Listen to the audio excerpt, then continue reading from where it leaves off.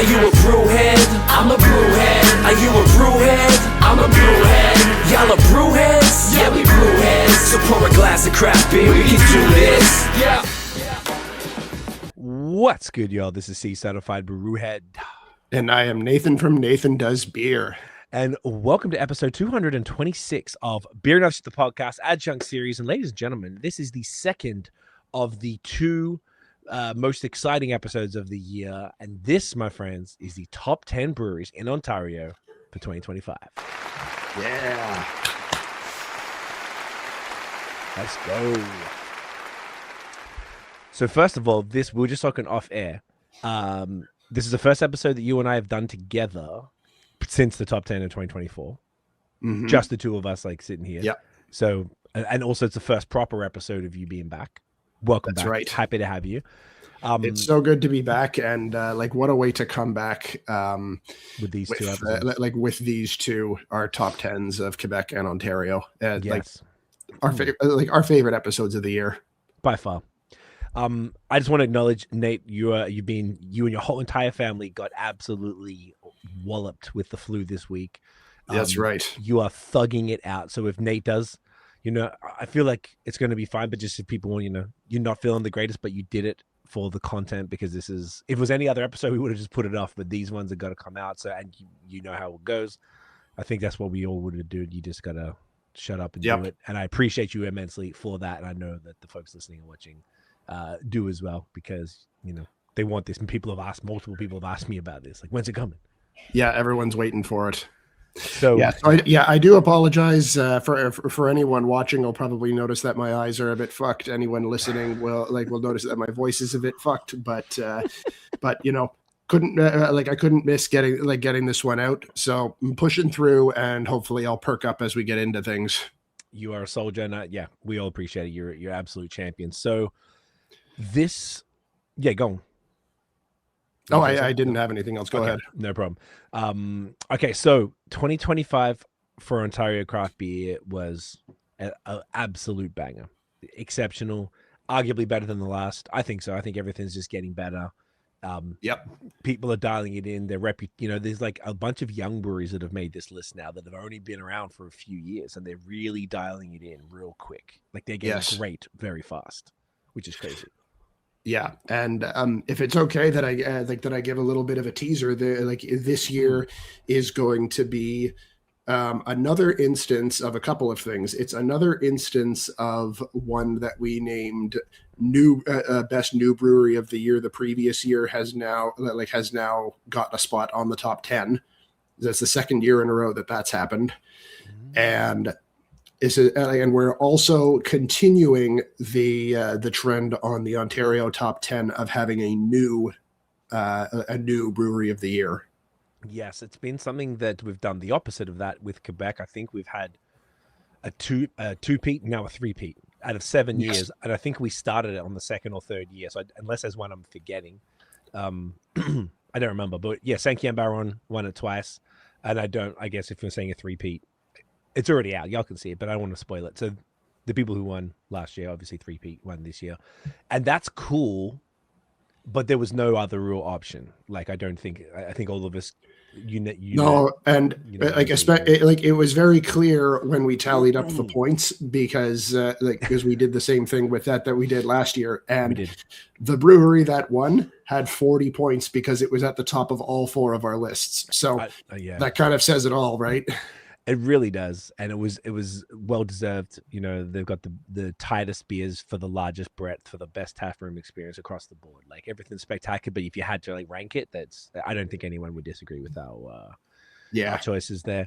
And Ontario, I'm gonna say, man, this, just like with Quebec, I had to change my list 4 times on that episode. I said that I did that with Ontario. I wrote down, I don't know, probably about 15 breweries if I really had to narrow it down, and I kept changing. I did it in November. I did it mad early. Normally we do it week of or something, but I did it so far early because I was really thinking and proactively trying more beers from each. So did you find it as difficult as I did? It was difficult, yeah. And just the fact that we yet again have another top brewery I think speaks to just kind of the breadth of skill like in the province, that so many breweries just keep getting better, that like that there is not one that stands clearly above the rest year after year. Like I think that's a great thing, that like that in Ontario it's so kind of competitive, and that there are so many doing so many great things, that it just kind of keeps switching who's in the top spot. And actually, I'm just thinking now, it's actually the third year in a row that a best new brewery has gotten into the top 10. Now that I'm tracing it back. I think I know what you're talking about for the extra one too.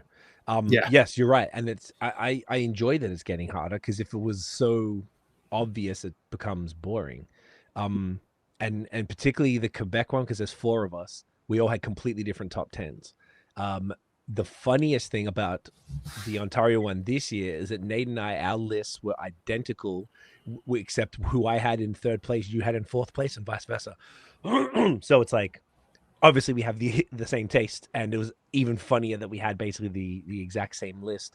But I think we got to that list probably with the similar levels of deduction, as far as like there were other ones that were super close that absolutely deserved a spot, but you've only got 10 spots. Yeah, exactly. Yes. So with that in mind, we're all like, as in years past, we're going to have our special mention awards that we give out every year, and a couple of honorable mentions as well. Yes, we have a nice little list. We don't do it as much in Quebec because there's 4 of us, so it's a little harder. But for this, I feel like it's a tradition we've started from the beginning, which is kind of fun. Differentiates them a bit. I should just quickly explain the point system. Yes, you should. Just for those who are watching for the first time. So Nate and I both in case anyone didn't listen to the Quebec one first, which we got to assume there's going to be a significant amount probably. So we submitted a top 10 list in order. So what we had done in the past is just agreed on a top 10, and then we chose a brewery of the year. In Quebec, we kept debating, and Noah suggested to do a point-based system where your number 1 brewery on the list gets 10 points, number 2 gets 9 points, etc. Work your way down. We brought that over in 2024 for both Quebec and Ontario, and it's just simpler.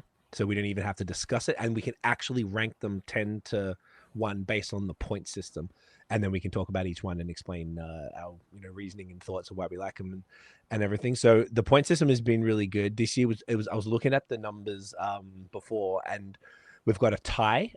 3 and 4 are a tie. Because those would be the ones that we had reversed. Exactly correct. And 9 and 10 are also a tie. Right. So and all the numbers, there's not a massive jump between everything. Like there really isn't. Everything is a matter of, I think at most I'm seeing 4 points difference. Yeah. That's massive. Most of them are 2, sometimes 1. No. Yeah, 1. Yeah. Okay. So I just want to quickly caveat beforehand. I think in 2025, I had arguably the least amount of Ontario craft beer. I was in Florida for 6 weeks, so I drank all sorts of stuff. I brought a ton back. Then that led directly into all the brew days and all the stuff for our 10th anniversary in May. So coming back through March, April, and May, there's brew days, going to Quebec. So I started getting a bunch of stuff from everywhere. So I wasn't doing my usual like Durand runs and brewery visits. Then throughout the summer, traveled a bunch, had a lot of stuff. Both of us were inundated for, very great problem to have after your 10th anniversary with, all the collabs and all that type of stuff. So working our way through that. I traveled a little bit, but I was, I guess go to Detroit or Buffalo or fucking wherever and grabbing some stuff. Went to Albany to that. I drank a whole bunch. Came back with a ton as well from Fidens and Treehouse. So and then in the 4th quarter, I had like 3 different people. I think one of them was the Halloween drop that you and I got through Noah, and Dan from Zenon brought me some stuff, and I got some from Skylar. Shouts to Skylar as well.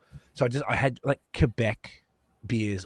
Fred got me stuff. I was almost exclusively drinking Quebec beer. So I think I had more Quebec than ever in 2025, and I just didn't drink as much, and I think that might have affected some of the numbers on this list. So some of the breweries are in positions where if I had have had more from them, I probably would have rated them higher personally.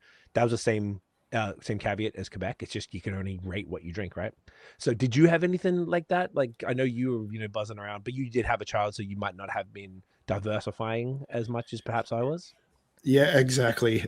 So was not traveling as much this year as I usually do, because like my second child was born this summer. So so haven't really been branching out very much. So what that has meant is that I've been largely focusing on Ontario and Quebec beer, which is not a bad thing. It's Okay. is so I'm feeling very comfortable Okay, good. about my rankings, and I don't think that a greater volume would have even shifted it. I'm feeling pretty confident in this. You know what? Now you put it like that, I'm actually looking at the names. I think you're right. I was Yeah. just curious. I just wanted to caveat I had less. I don't know why before this I was thinking, I was like, oh, maybe I should mention it because I just feel like there's a few breweries on this list that I might have, I don't know. Maybe normally I'm making it up. Maybe normally I'd have 20, 30 different beers, but I might have had 5 or something like that. Like, so I think my numbers were pretty heavily impacted compared to other times just because of the way 2025 went. Mhm. But I'm also comfortable and super happy with this list. Obviously, the funny part is that you and I came up with the same thing anyway. So Yeah. it's obviously same conclusions. So with all that, let's just get the fuck right into it. So Let's do it. do you know what we'll do? I think we do 2 special no, do we do a special mention first? Then we do 2, then a special mention. No, I think we get into number 10, and then we start doing the special mentions in From that way? between as we go. But Okay, yeah, cool. we absolutely start with the first one on the list. See, this is why I can't do this alone. Okay, beautiful. So I guess I'm drinking it, so I will say that this brewery, Yes. obviously, there's no way we would have a top 10 list in Ontario without this brewery. These guys have changed the game in the province and are really spreading the gospel in Europe right now of what they're doing, and they're representing Ontario craft beer absolutely exceptionally. And this is the Legends at Third Moon. I pressed the play. It's coming. There it is.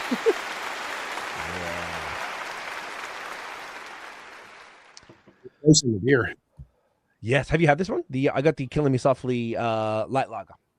I have had this a few releases ago. It's been a little while, but it is a banger. I had it. I just checked earlier. I had it at I went by there in August for something. Oh, the Southern Ontario Beer Boys can drive, and I had it on tap. Okay, there you fantastic.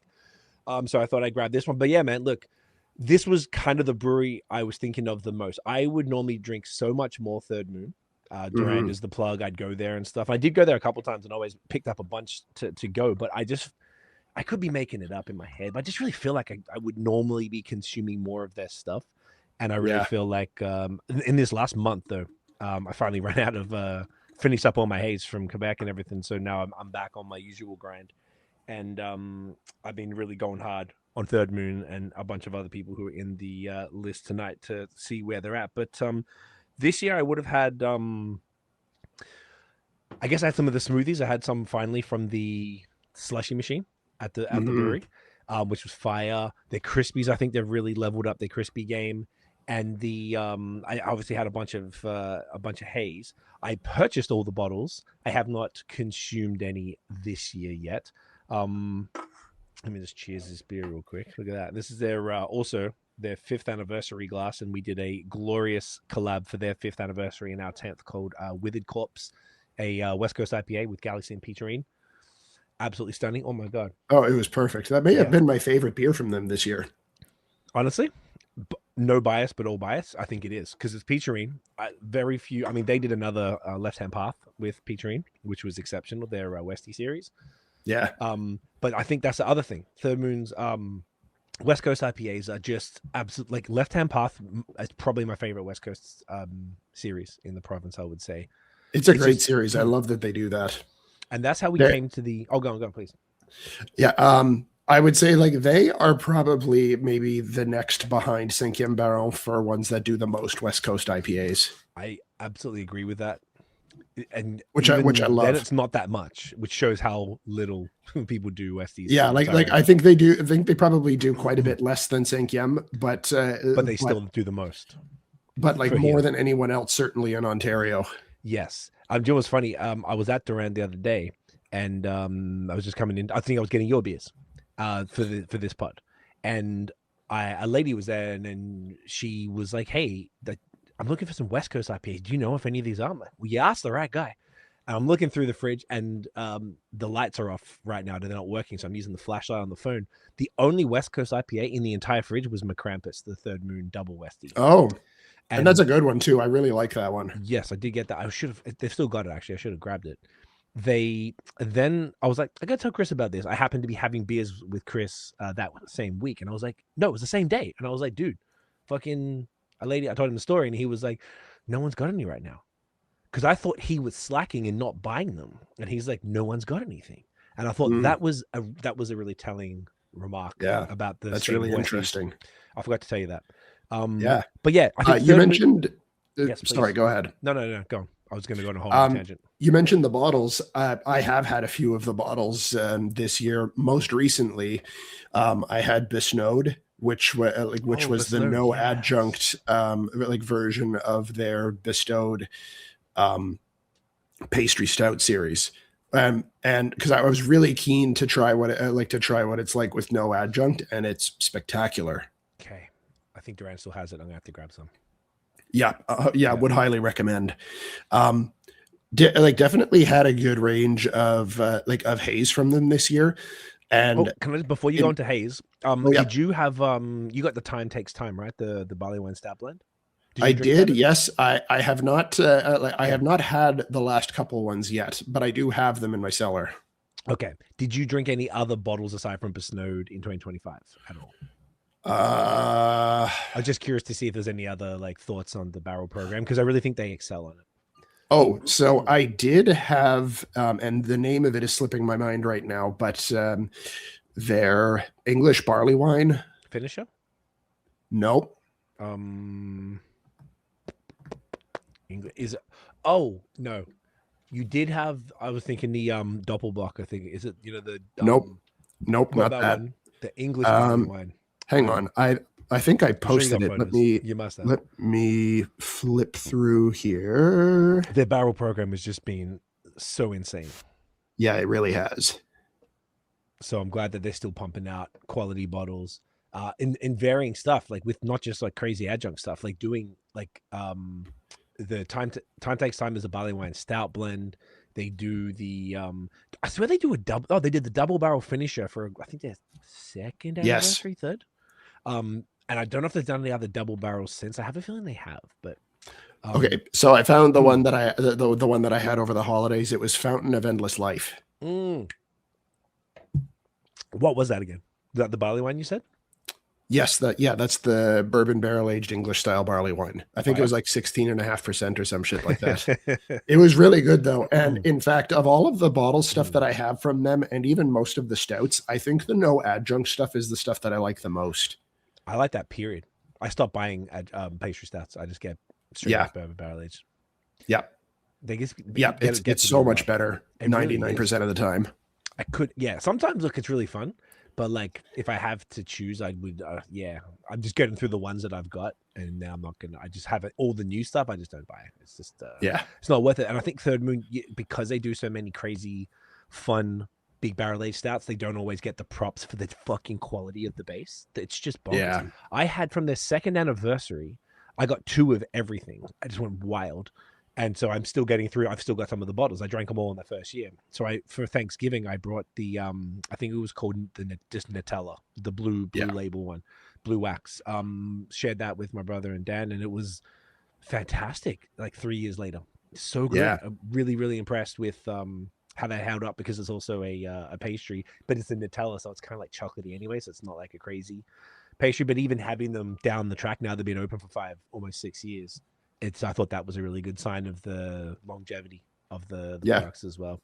But for sure. Yeah, overall though, Third Moon are just fucking bangers. They really have, and they've been out in Europe with all the Quebec dudes, with the Catch, with Brewski, Wills, and they've been fucking just murdering festivals together. Just the meso of Europe. Meso are out there heavy in Europe, but I feel like they've gone even harder in the States. Those guys have they were all at this one in the Netherlands recently together, and I heard from all of them, not all of them, but most of them separately, how good it was. Guillaume from the Catch was telling us. Derek from Brewski told me. Alex from Wills even was texting me from out there, just telling me how sick it is. I'm so happy to hear that. And I thought that was really cool that they're all Third Moon are a part of that, and they're the representative over there of the quality of the beer that we have here in Ontario. And I think Yeah, it's like, absolutely. it's just out of control. Out of control. Yeah, absolutely. So a quick note on the haze quickly before we move on. Sorry, I did cut you off on that. Yeah, no, that's okay. So haze was something that I think it's the only part of the portfolio that I think was perhaps not as good as it's been in previous years. Mm-hmm. Might be a controversial statement, but it's just a case of after so many years of having really top tier Third Moon haze, and the ones who really went hard on it in the province. When they first came on the scene, it for me it was just a bit of a dip from what I'm used to from them. And we've seen this happen with a lot of our favorite breweries, just that sometimes there's a dip every now and then, but it almost always rebounds back. Yep. But as we say, it's just one small element, which is why for me anyways, it was a bit lower down than they've been in previous years. And then most people might expect. But that said, there have been some haze this year that I've had that I have really liked, and I'm looking forward to seeing what 2026 brings on that front. But that's not to say anything hugely negative about it. I believe strongly that it'll rebound back, and they still 100% deserve the spot in the top 10 because they're legends in Ontario. The scene right now would not be what it is without them. Couldn't agree more. Absolute game changers for real. Yeah, I agree with the haze. I feel like I've had better from them, and it's just one of those things. Maybe they're going through transition. Maybe it is what it is, but I guess they're pumping out a lot more stuff now. They're growing a lot. They've got quite a big team. They're doing a lot of distro out there in Europe as well. Perhaps I found some of the cans, I'm a date code princess. I usually like things within the first week or two, if possible, is optimal. But I found that I had some Third Moon in the last month since I've been catching up.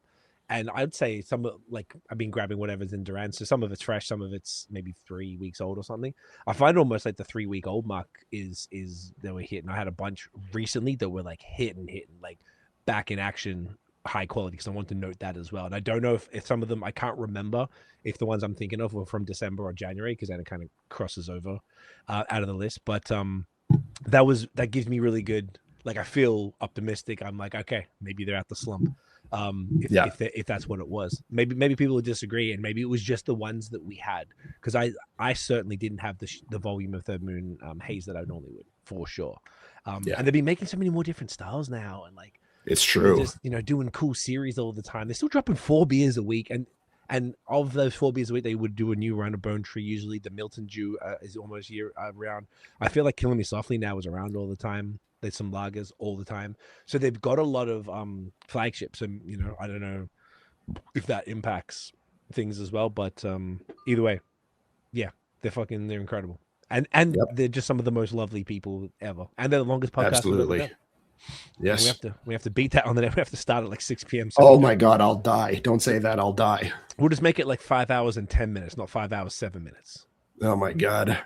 Yeah, we have to. You're gonna kill me. I think you can do it. I believe in you. Okay, so you're up with the next one. Do we want to do a special mention, or do we do it after the next one? It's after number 9. I think let's do it after the next one. Okay, cool. So let me just grab the beer here. I'm slacking here. All right. So next up from Kingston, Ontario is Fine Balance. There we go. Whoops. Let's go. Oh well, whatever. Yes. So and the beer that I've got here, as it wasn't focusing in for the camera for me, it's one of their gelato sour series. It's not the freshest one because this one was from their anniversary pack. I'm not getting out my fresh stuff tonight because my palate is absolutely fucked from being sick. So so grabbed some of the old things in my fridge for this one. That's actually very smart. Yeah, exactly. So, but it's the anniversary beers is a good one to mention because something that I was very impressed with Fine Balance this past year, and is how they've been stepping up their collab game. Big time. Like this year more than any other year before. The last couple of years they had already been stepping it up a bit, like doing bigger anniversary drops with really good interesting collabs, and they've even branched outside of Ontario, connecting with folks like Laketch, which I absolutely love to see. They even cool. Made the trek out to St. Flavie to brew with them on site, which is fucking amazing. Cool. Like it's a far drive for me, and it's even further from Kingston. So props to them for that. I hope they stopped over. Yeah, city halfway or something. Yeah. But the one that I have here from their anniversary release back in October, this was a collab with Kingston Brewing Company. So it's a gelato sour with it's lemon meringue with lemon, graham cracker, marshmallow, and vanilla. Damn, fuck, that sounds awesome. Yeah, I've been loving their gelato sours. They did that. I think it was their birthday last year or the year before. And they did that fucking blue one that looked like the blue gelato. Yeah, that would have been the year before. That one was great. Before, the birthday cake one. It was so good, and it was like so. There's like the gelato sours, and then they've got the like melted gelato. Yes, and those are the smoothie sours. They're the smoothie. So the one that you got is like one of the fruited sours, and that's a beautiful Zenon. Shouts to Dan from Zenon, the 5th anniversary glass right there. Beautiful anniversary glass. Stunning. Cheers, legend. Get that up here. But yeah, Fine Balance have been. I think I would call them like quiet overachievers. I feel like that's well put. I feel like they're batting absolutely out of their not out of their class, but they're batting so hard that they should be talked about in one more often, and two with up there with the other high echelon breweries that do the style as well that they do, like Haze specifically, I would say, and their crispies are impeccable. Agreed. And the sour was a hell of fun. The branding's the barrel aged stuff. I've only had a few things, but I know that they're really ramping up that program. Mitch is killing it out there. The beer they did for a brewery that brews like very very like approachable styles and very kind of traditional styles super super well. They are also not afraid to go like big and adventurous. Not at all. Like key example being this past anniversary, they did 4 IPAs for it, and it was like single, double, triple, quad. So like going balls to the wall with things like that, which is just bananas. So fun. And quiet overachievers is very much right, and it's one of those ones that you can sometimes unfortunately forget about, but then you see that they are collabing with some of the most top tier breweries in Ontario and Quebec. Like their anniversaries almost always feature collabs with Third Moon, with Badlands, with Counterpart. It's like they're right up there for sure. I couldn't agree more. I actually saw Andrew at Counterpart, bumped into him one day last year. Oh, that's dope. Like right before the event. It was hilarious. He was sweaty because he went for a run. He was out there. I can't remember why he was out there, but anyway, they're definitely doing all those collabs, and the fact that I think that every time Fine Balance comes up, it often comes up and I need to drink more Fine Balance. They're so good. Yeah, and I think that a lot of drinkers feel in a similar way that every time they have them, they are. But I think it speaks to Ontario's quality that we have so much fire that someone of the absolute beautiful skill set of Fine Balance are potentially getting overlooked. I mean, that says a lot. That's a good sign. It sucks, but that means it's just so much good beer. Like that, even incredible ones, sometimes you forget because you just get caught up in stuff. And it depends. That's right. Availability. Maybe it's not in your face. Maybe they're not stocked where you get your beer. Maybe you rotate and order from different places. So, there's a number of factors. In that. And again, speaking of the big beers that they do, our collab for our anniversary was one of, I think, 2 triple IPAs. Mm-hmm. Cream, which I fucking love the name of. Yeah, it's I feel like what they did with ours was absolutely spectacular. Like, I'm not a triple IPA guy really, and I don't particularly fuck with it just because I want to drink more than 1 or 2 beers, so it doesn't work for me. But when I do have them, it's the ultimate like expression of a New England IPA. It's so big. It's all the same reasons that you like doubles over singles. It's like triples takes even that to another level. If they're made well, they drink like a single, but you just know that it's fucking like it's girthy and it's got some heat behind it, and like I don't know. They're so I feel like triple IPAs are in my face probably for the last like 2 weeks. I feel like it's everywhere. I'm talking about them all the time. Someone's talking to me about them. I don't know why. I just feel like they're around a bit more. And apparently winter's a big time for them. They quieten down in the summer, which I hadn't thought about. Yeah, Do you I notice believe that? that.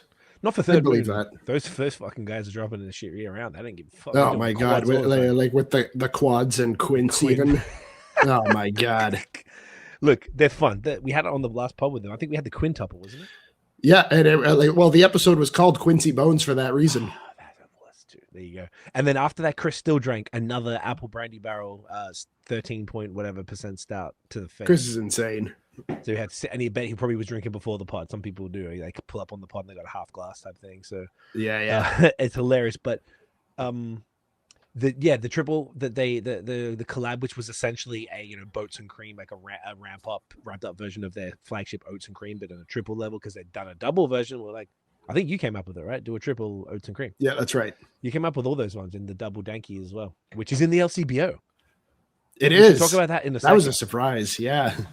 And you know where I looked online? You can get it, by the way. I can't get it out here. It's only Ottawa and Kingston. Oh, really? Yeah, Okay. I've also forgot to tell you that. I looked because I was wanting to film and make a reel and go in and show it picking it up. So okay, once you're feeling all right, if you can find them, that'd be kind of fun. Just All right. Yeah, I'll look for that. Walk through the LCBO and just grab it. I've never had a collab from BAOS in an LCBO before, so it's pretty fucking cool. Yeah, I love that. Back to Fine Balance, but yes, everything about them fantastic, underrated. If you could do anything this year, I want to actually make a. I was going to suggest people out there go and if you want to try something different, and maybe you haven't had them in a bit or you haven't tried them at all, definitely go give them a crack. And I'm going to make more of an effort this year to get into more of their beers, because I did not as much as I would have liked last year. Yeah. All right. Beautiful. All righty. Shall we move on to our first special mention? Yes, we shall. And I'm going to suggest, we didn't talk about this off air, but I'm going to suggest that we not read the first one on the list just yet, just because I feel like that one is a bit more of a coveted spot. Fuck, so let's keep that. Let's keep that one to the end. Thank you so much. We did not talk about this. I just wrote all these, so I imagine since we agreed 100% on the list, I imagine all of these would be. You didn't write all of this. I did like at least 3 of these. Oh shit! Okay, all right. My bad. I thought we didn't talk about it. Dude, I got a memory like a. Well, we didn't talk about it, but we we just started the list and both started filling it in. Gotcha. Okay, beautiful. Well, I apologize. In my head, I thought that we hadn't talked about it. So even better. That's more fun. So let's start with the first one, the Hidden Gem Award / Best New Discovery of the Year for us. So yeah, we kind of combined this one. So we had the Hidden Gem, obviously, a brewery that's really exceptional that hadn't really got a lot of people don't know about it. I think last year Good Lot won that, right? If I'm not mistaken. Correct. And then we combine it with the Best New Discovery because this year these two, it kind of is the same sort of thing. These are 2 breweries that have been around for a number of years, but had a new to us. We actually got into them and actually really tried their stuff and had them both on the pod in 2025. Yeah. You want to do the first one? I'll do the second one. Yeah, sure. So the first one from Arnprior, Ontario, is Cold Bear Brewing Company. There it is. And then because we had a tie on this one, the second one is from Oromadonte, Ontario, and that is Quail's Brewery. There it is. Absolute champions all around. These 2 were by far, they were like, I couldn't really separate them. For me, they were both so exceptional in a lot of the same ways, to be honest. And I felt like they really deserved some massive, massive shout outs. Cold Bear, you met the boys. Was it Nate or you met Hugh?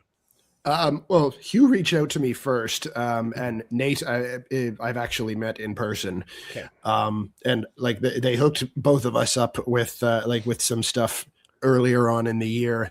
So we that's when we got our first, I guess it was in the spring. That's when we got our first taste of it.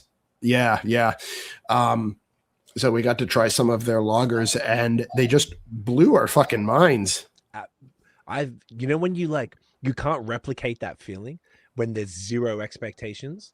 Yeah, exactly. It's just spectacular. It was absolutely I think you got them, but you got them right at the event. I think you brought them to me at the event. So we were inundated with beer. So I got to them like 2 months later. Yeah. And there was a dry hop lager with peachery, and I didn't really read it. And I think you might have told me, and it's just what went over my head because it was when you're giving, we got all this beer for each other. We're just like, yeah, cool, sure, I'll check it out.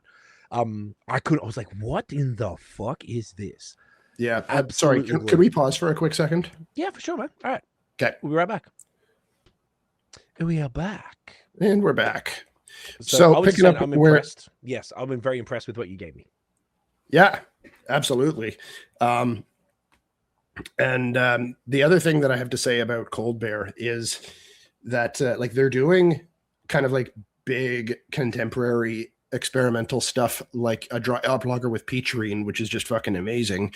But they are also quietly brewing some fucking amazing, like really traditional styles, and like lagers in particular. Like their fest beer was spectacular. Glorious. And they also, heading into the holidays, brewed a Christmas lager, which is actually like a traditional German style Christmas lager. I forget the name of the style, but it was fucking amazing.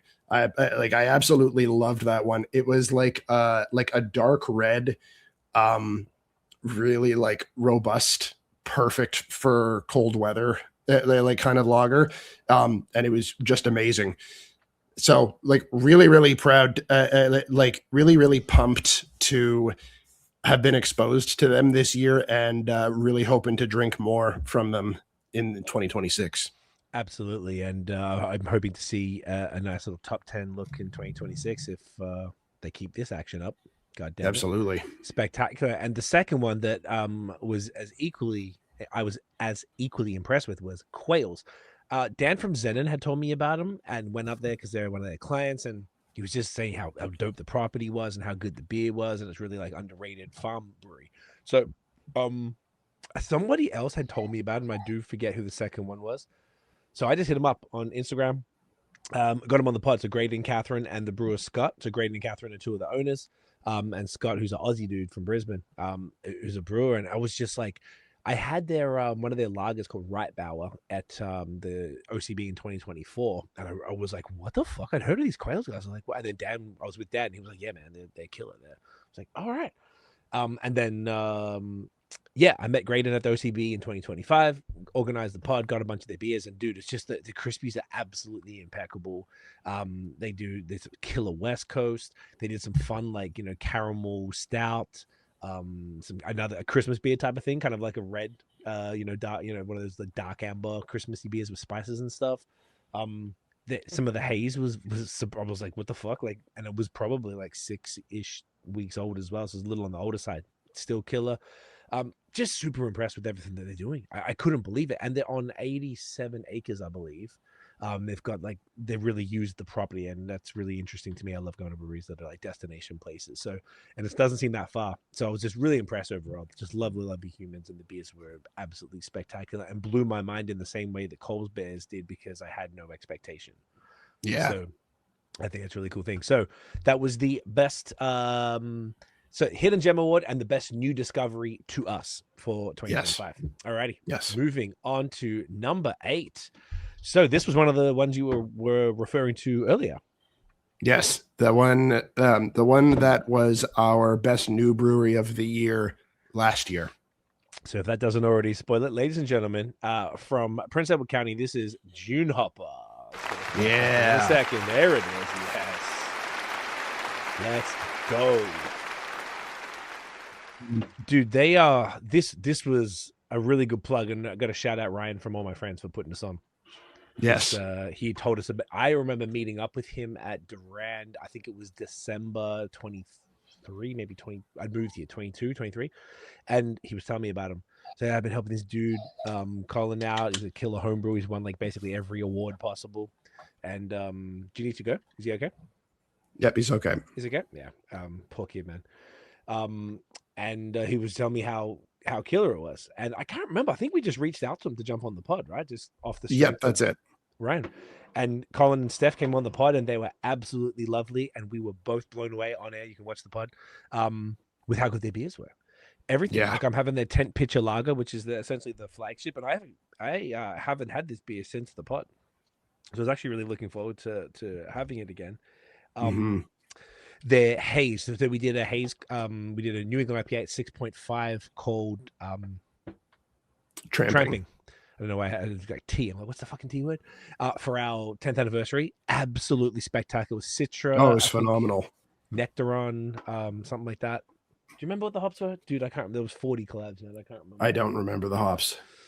Yeah, I know the Citra. I think it was pretty sure. I remember holding the bag. Whatever. And the haze is just, dude, like batting, like it's just crazy. The haze is absolutely glorious. Everyone I've sent there, I've sent a bunch of people there. Like I sent Skylar there. I sent I think some people from Montreal.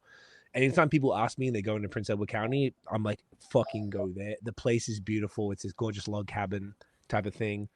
Really, it's just so cozy. They're really welcoming to dogs, which is something that's super important to me. They I think they're expanding the food program a little bit. They've got food trucks usually, but I saw something the other day. They were doing something more. All the beers are killer, so it's a lot of Crispies and IPA to do some killer Westies as well. And I don't think they did do a stout, low ABV stout. I had a raspberry stout, absolutely fantastic. They do seltzers, like a grape seltzer, like a banana something one, I think it was. So they got a pretty wide variety of stuff, and it's just like, they do. It seems like they've really become like community pillars quite quickly. It really seemed like everyone was in there; they knew them. And I went in April for a brew day, so it wasn't even nice weather yet. Just killer, man. And they're just the salt of the earth. They're so grateful, and I can tell you and I the year before who won best new brewery, Good Luck. And no, that's not true. That was the hidden gem. The best new brewery before that. Oh, actually, I'm on the note. I'll have it right here. Oh, geez. Yeah, like, why am I drawing a blank there? Because it's a lot. Best new brewery was True History. Right. There you go. So what was I fucking saying? I got distracted. Do you remember what I was saying? I'm sorry. No, I don't. Sorry. Neither do I. Okay. Either way, they just, it was just super dope. Oh, that's what I was going to say. When we had Good Lot on the pod, the comments, absolutely bonkers. When we had June Hopper on the pod, yes, stupid. Oh, comments. yeah, like way more than we usually get. Way more. Just it just wild to see like how much the community just fucking loves them. Absolutely loves them, and I think that speaks to, this is fantastic, by the way, 10 pitcher, super crushable lager, very different to the light lager Killing Me Softly. I'm actually glad that this worked out that way. When the people are pillars of the communities, and the common denominator, we've seen it again, and I can't think of another example, but I know we have, Grain and Grit, it's always couples.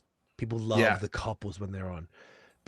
And I understand it, because I feel like Tiff and I get that for our high season stuff. Like, people just enjoy seeing couples doing stuff together, like running different parts of the business. And it's I think it's awesome, and I really feel like the impact they'd had in such a short time. Like, this might be the shortest amount of time from a brewery opening to being in our top 10, perhaps. Is that a fair call? Because they probably, I think so. I don't even know if they're two yet. I think they're two this year. Yeah, I think that might be right. Like, they really, really came in hot. I mean, Colin won every homebrew medal you could win. And, Ryan and Rob, like, they're really good friends. If I see Rob, Colin's there a lot. Like, I really love, even when I went to all my friends, when I went out there, Colin came by. I really think they to me, they really seem like genuinely good friends, like all of the guys. I didn't see Ryan there that day, but seeing Rob and Colin together and saw him at our event as well, I was like, yeah, man, it's really cool. Like, I really feel like they're like, and even all my friends are only a year or two ahead of June Hopper. Like, they're really helping each other, and they 8 minutes down the street from each other, because I went from June Hopper right to all my friends. I just think it's so cool, man. And they're so well deserved. I think what they contribute to the area, they make, there's more and more reasons to keep going to. I mean, Bloomfield alone, with Matron, all my friends, and June Hopper all right there, it's pretty impeccable, and everything else is relatively close. And Slake's up the street. I think Slake's like 12 minutes away or something. So that's right. Yeah, like the whole Peck scene is just bumping, and like Bloomfield has just exploded in the last couple of years. So it's really funny. You just said Peck. on my Facebook memories, it came up like a few weeks ago. You said it to me one time, and I was like, "What are you talking about?" I thought it was PEC, and I did a status on Facebook. I was like, "Guys from Prince Edward County, is it PECK or like P.E.C?" And everyone was like, "We know what the county or PEC is." Or that was because you were like, "What?" I thought it was PEC. I was like, "I don't know. I just thought it was PEC." Sorry, Yeah. So maybe I'm gonna piss people off from the county by saying that. That was purely out of reflex, just because that's what like me and my wife and my and my friends out here who travel to the county regularly just call it on reflex. So yeah, that was a mistake that I said that on air. I think it's actually really funny. I appreciate you saying it because it was just funny because I was thinking about it the other day because it came up on Facebook. But yeah, man, June Hopper, can't say enough. Absolutely spectacular. If you're out there, I know in the winter it's a little slow, but if you're watching this or you're thinking about what you want to do in the summer, I couldn't recommend it. Yeah, absolutely love them. Anything else to add for that one? No, I don't think so. Just love it. Can't recommend them highly enough. Yep, absolutely brilliant. Nathaniel, this one's on you for number 7.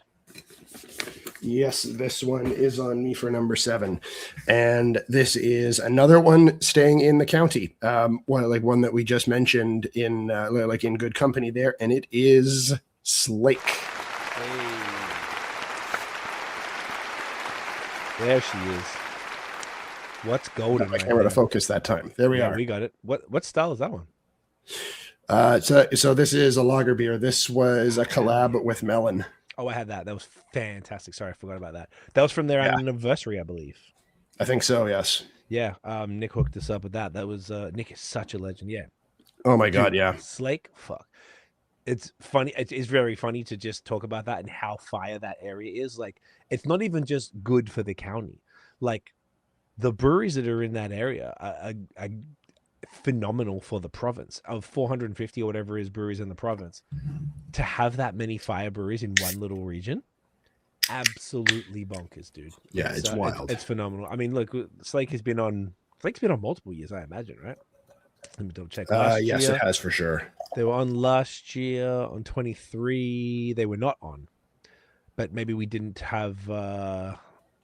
And then 22 they were not on. So I think we just didn't know them well enough. So definitely on last year. But yeah, I feel like Slake are the best view, or probably my favorite view from a brewery ever. It's just glorious. I always just like going there. I don't know, something about it. I just like it. Drive up. It's it's just such a delightful place to be. The dirt road, exactly, and it's like you feel like you're somewhere different. If you live in a city or something, it just doesn't look like around. Like you and I both go to varying places a lot, so we see a lot of different landscapes. But I feel like it's just super cool because you got to do this winding dirt pothole road up a hill, and then you go to park, and then you got to walk down this path. So it's like a bit of a journey to get to the front door, and then once you see the beauty, and you don't see the building from the front, you see it from the back, which is unassuming. It's the one of those ones that's sitting on a hill, so it's nothing crazy. It's like the loading dock. And you're going in, and then you see the windows. And the windows is just looking across the entire county, looking west. So you just get this sunset. If you go in summer, they don't even put a closing time. They go noon till sunset or whatever time they open. I think that's gangster too. And it's just the best experience. They got the tacos there. The Crispies are just absolutely glorious. We got a taste when we had Nick on the pod. We should have him on this year again, actually. Yeah, we should. Their farmhouse stuff, absolutely spectacular. And their haze is great. And their resties have improved the last few times, I think. Yeah, but yeah, they're with their haze, their whole thing has always been like really approachability focused. And I feel like this past year they've been branching out of their wheelhouse a little bit. They've done, I don't know if they've done this a couple of times, but with their Christmas releases, they did a double IPA, which if they've done it before, they certainly haven't done it a lot. Yep. And it was dope. It was really good. Was that the Bar Canada one, or was that one for the anniversary? No, not a Bar Canada one. This was one of their 3 Christmas releases. I'm thinking of their anniversary ones. Okay. Yeah. Okay.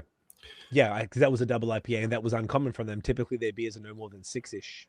Yeah, exactly. 6, maybe 7. I think our collab, which is called Whoop Whoop, This you can't sort of see it. Can you see it there? The little purple guy. That one was a 6.5, which is probably on the upper side of what they would typically do. But really exceptional yet approachable haze. It's still murky like you and I like it, which is the common theme because people have pointed that out before that we are haze heavy on our list. But if anyone watches or listens, you know that's our shit. So that's what is going to dominate our personal preferences. And yeah, but even still, like their lagers are spectacular. Absolutely bonkers. I just feel like everything they do, excuse me, even their sours. I remember I had a few different sours, and their low ABV beers are so flavorful. Like, I don't know. I just feel like they really hit all the styles in a unique way. That's what I love as well. Even if you look at this list, all of the ones that are on here, even if you want to say not all of them do haze, but the ones that do it in such a different way. And I love that they do it, and I love that their crispies are so, everything is so delicate. They're almost like Burdock-esque that are like or matron with fine beer, like type of thing, like a really fine, really high quality stuff. When I think of Slake, that's what I think of. I think it's just a elevated experience, elevated product, like elevated taproom experience, and the product matches what I'm looking. Imagine if you drink a whack ass beer, but they got the Sunset. Like any brewery could make it there because of the location is so stunning, but it just happens to be perfect that their beer is exceptional. And it's 100%. I like seeing them do a lot. What I have liked, and one, I like what you said, that they're getting out of their wheelhouse a little bit and experimenting, which is super fun, and they have the chops to do it. But two, they've been doing more collabs. I feel like and people have been bringing them in too, so they're getting the collabs with like Meso. That was a killer one. Third Moon on their side. I think they did. They did one with. They've done a couple with Laketch as well. Amazing, of course. Laketch, and this one is with Melon. Oh, of course. Fuck.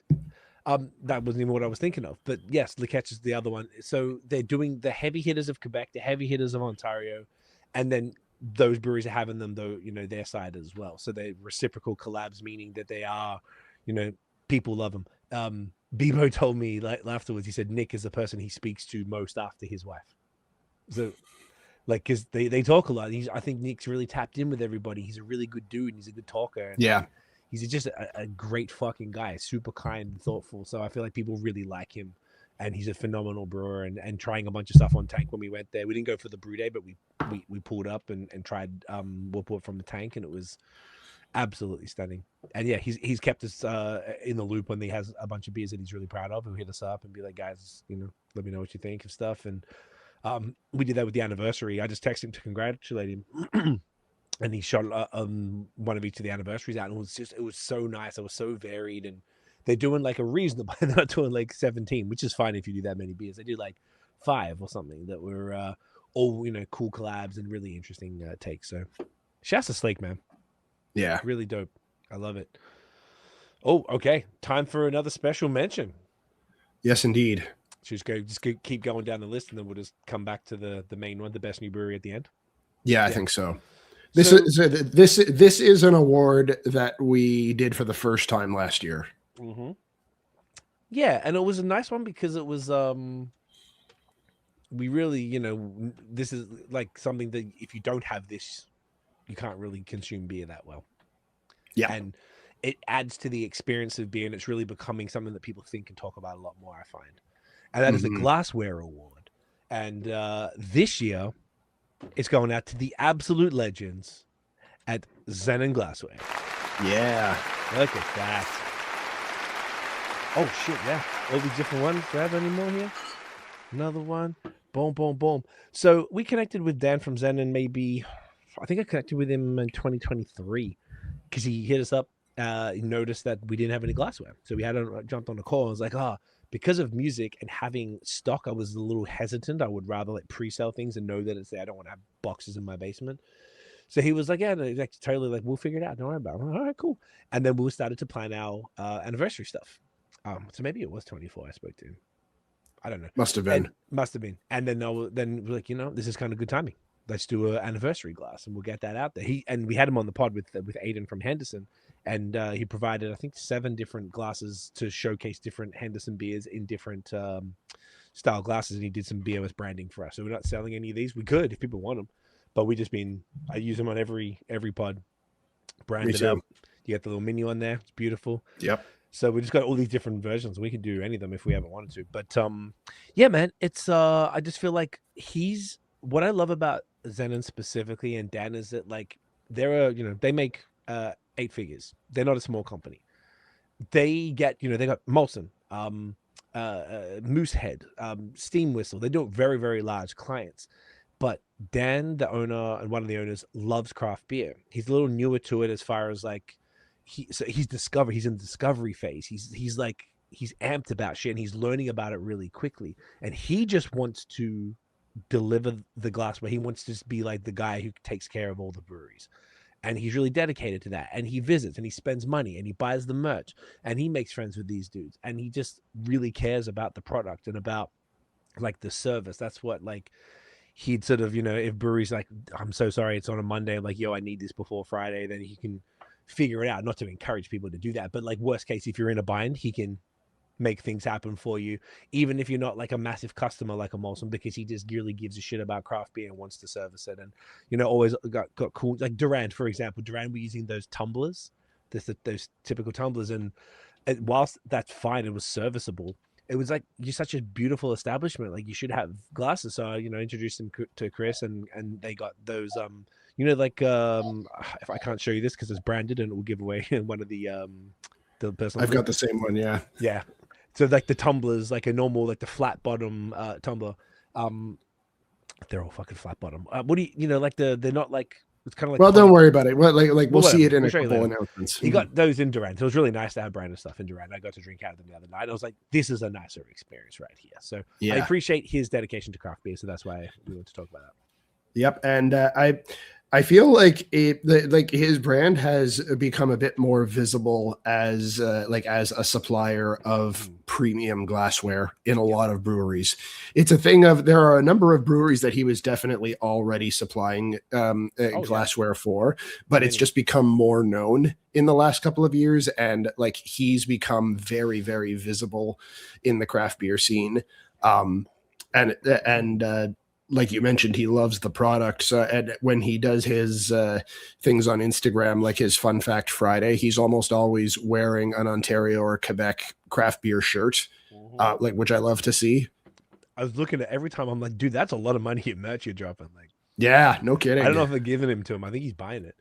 Like, that's pretty gangster. So that's like a real supporter, and that's why I fuck with what he's doing. And like, it comes from like a real genuine place. He's like a really kind dude who's like, really into it. I think that's really dope. And not to mention, like, he's got he can get special things. He'll go out of his way to do stuff, like imports. When I say get special things, get glasses like exclusive, that he's the only supplier for certain things that he's maybe other people aren't able to get in or whatever. So yeah, man. And there's you go to the office and there's like a relatively large room with hundreds of different glasses. So when we're trying to choose what we were going to do for the BAOS glasses, like, gee, where do we even start? So it's overwhelming. There's so many, but shout outs to Zenon. Definitely hit him up, let him know we sent you if you're not using them, or just tell Danny's pretty from Cee and Nate.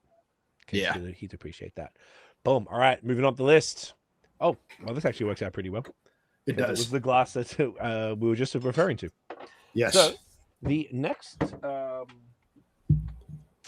brewery on the top 10 breweries of Ontario for top 10 breweries in Ontario for 2025. We are remaining in the county, and this right here. Yes, we are. All my friends. Yeah. Sure. Look at this artwork. Yeah. Michael, the artist, is phenomenal. He does June Hopper and All My Friends stuff. He's a G. Shouts to Michael, man, because I'm pretty sure he'd listen to, man. He's a champion. He always like shares the stuff when he sees it. He posts it on Facebook and Instagram and stuff. Great dude. All My Friends, dude. I feel like what number is this? What are we at? We're at number 6. Like, they have just dominated. Absolutely fucking dominated. It's been so cool. I think, what are they at, 3 years now? Probably that sounds about right. And if you talk about like the top haze breweries in Ontario, like you're definitely talking about about these guys in a small group of company. Oh my goodness. And in such a short time. I feel like they were killing it in the first year. Cheers, legend. I got to do all the photos. In the first And year, this, by the way, is the Tumblr design that we were talking about. yeah, so a bunch of breweries, Willowboard has them, Town has them, Meso has them. There's a bunch of really cool ones that they do. But that's the Tumblr that we got into right now, which I'm loving, thanks to Zenon. So whenever they opened, they came in pretty hot as well with Killer Haze, right? Like Rob was not fucking around. Yeah. But I feel like they're in like leveling up was very, very fast. Is that a fair take? I would say so. Yes, it was it was a thing of like the first few releases in maybe like the first 6 months or so. Yeah, cheers. We're a bit hot. And there were some that were absolute fire, some that were a bit hot. So like consistency took a bit of, yeah, absolutely, as it always does. Consistency took a bit of time to find their feet, but really not very long. It was not very long at all before they became like unquestionably in a like small handful of breweries that were like pretty top for haze. And for that comment of us being haze heavy, this is definitely one of those haze heavy breweries. Like I would say probably 95% of their releases are haze. Yeah. There's maybe like one release every couple of months that's a lager or a stout. And the rest of the time it's haze. Basically, we're not mad at them for that. Like they brew what they want, and they have gotten to a place that they are doing it extremely well. It's like out of control how well they're doing haze. They improved really quickly, and they really started to, similar to we were talking about Slake before, with the way they kind of like made friends with the best of the best in their niche, in the haze niche. They're collabing with all my friends, with Third Moon, with Bellwoods, with Counterpart, with Willowboard, with fucking Fine Balance and June Hopper, and then what they really, and they did the Quebec series, the Nos Amis Québécois this summer, where they did Meso Bad. Oh yeah, that was great. Nano, it was except they were all so good. And like Nano, Mezzo, Leketch. Again, Badlands, like Leketch just collabing with everybody, man. Oh, Sir John? Oh, Brewski. No, it was Brewski, I think. Brewski. Yeah, was Sir John? Either Brewski or Sir John. Yeah, I can't remember now. I feel like it was Sir John. I want to say it was Sir John. Amis Quebecois. Yeah, it's hard to. Here we go. Because we talked to flip's sake. Nos Amis Quebecois. Sir John, you're right. Tropical. Yeah. Tropique. Sorry. Yes. Just phenomenal. Such a cool thing. I would say, obviously, the haze is just impeccable to the point where I don't know if I told you, but when the OCB in 2025, Tiff and I did a talk in social media and AI, and our talks, social media is just a popular topic, so people want to hear about it. So we're usually relatively well attended. The next door to us was Rob giving a seminar on haze. So many of the people that would normally come to us. Oh, that's dope. Multiple people like, bro, I'm so sorry, I gotta go. I'm like, honestly, I gotta download. I'll give you the slides. Just go next door. So people, and apparently people were standing. It was like standing room only, asking him mad questions. And so Rob has really quickly elevated his presence in the Ontario craft beer scene as just like a top tier haze brewer, and it's really cool. And I think their success is deserved. I do want to give a shout out to their Crispies though. They did that incredible one that he gave us both. I think it was a lager beer with Herman. With Herman, yeah. For the right when we were hanging out with Ryan the night before our 10th anniversary. That was cool, right? Who would have thought me, you, and Ryan in the same room? Crazy. Yeah, never happened. Super cool. But it was so impressed, and I really feel like their Crispies are fewer, as you mentioned, but the quality has been so much higher than I would have anticipated from a brewery that's just known for haze. And they're also known for bubs. They're sours. They're yes, that's true. That's true. Sours. Very, very popular to the point where bubs has become a big deal for them. Ryan was telling me like a problematic big deal. Like if it's not around, it's a problem. Like even Mike from Gather was saying that if they don't have a Bubs tap on, then people lose their shit. I gather, Right. which is wild. So that's another thing. That's another brewery that they helped out. Ryan helped out Mike a lot, and I just really thought that was so dope. He's helped out more. That's 2 breweries, that at the very least. I'm sure there's more that they've gone out of their way. They're just like stand up, super great guys. Their beers are exceptional. I don't know Bill super well. I don't think I've met Bill. I just know Ryan and Rob. I met Bill once the first time I was there. When you went down, okay. Yeah. The tap room is fire. They're just being really pillars of the community. Ryan's a firefighter too, so he's really like in there. He's just a fucking talker. Like, get him going to talk to anybody. Oh my god, yeah. So like it did, yeah. I can't say enough good things. I feel like they're really starting to build. Like I hooked them up with Mortalis for a collab with them for their thing, which I was really happy about because I know Ryan was really excited about doing that. They're starting to really tap in. He's got a bunch of aspirations. He was telling me to do some stuff, more in the States. And I really think that is so good for Canada. If all my friends start landing these American collabs, like that's so exciting for Canadian drinkers. And it's really going to be bringing some attention south of the border to them, which I think they absolutely deserve. And because the Americans know we ain't fucking around up here too. So they come through, they're the ones that are known for it. But, we out here doing some killer stuff. So, yeah, and shouts to that. I didn't even say what I was drinking. I'm drinking Comfy, which is a 6.5% IPA with Citra, Freestyle, Waimea, and Mosaic. It is stunning.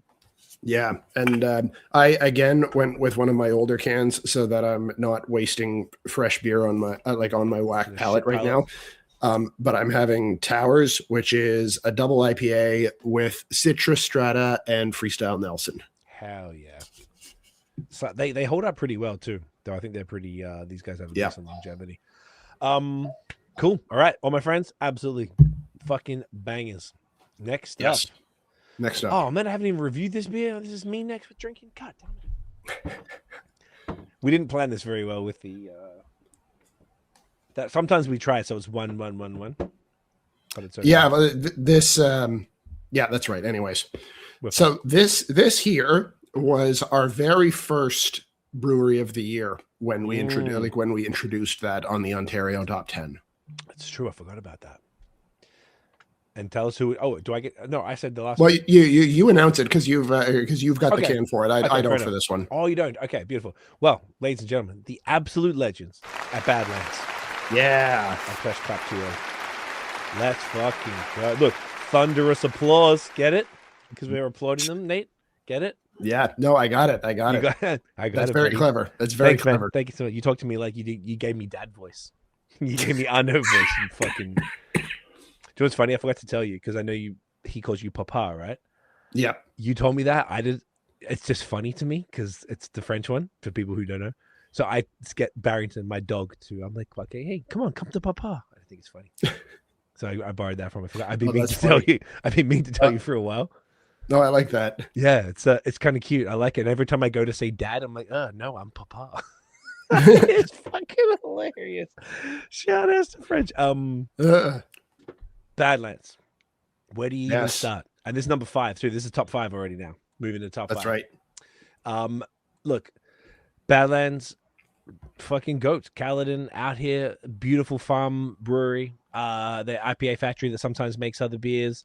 Troy is salt of the earth, just a wonderful gentleman. Mike is a fucking champion. Troy's wife Grace is a sweetheart.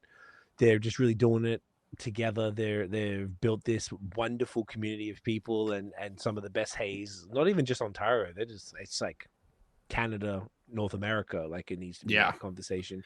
They're building. They're another one that I don't think Troy travels quite as much as some of the others because he's got a farm to run and a young family. But he definitely has the international renowned that some of the other ones do as well. It's one of these ones that has had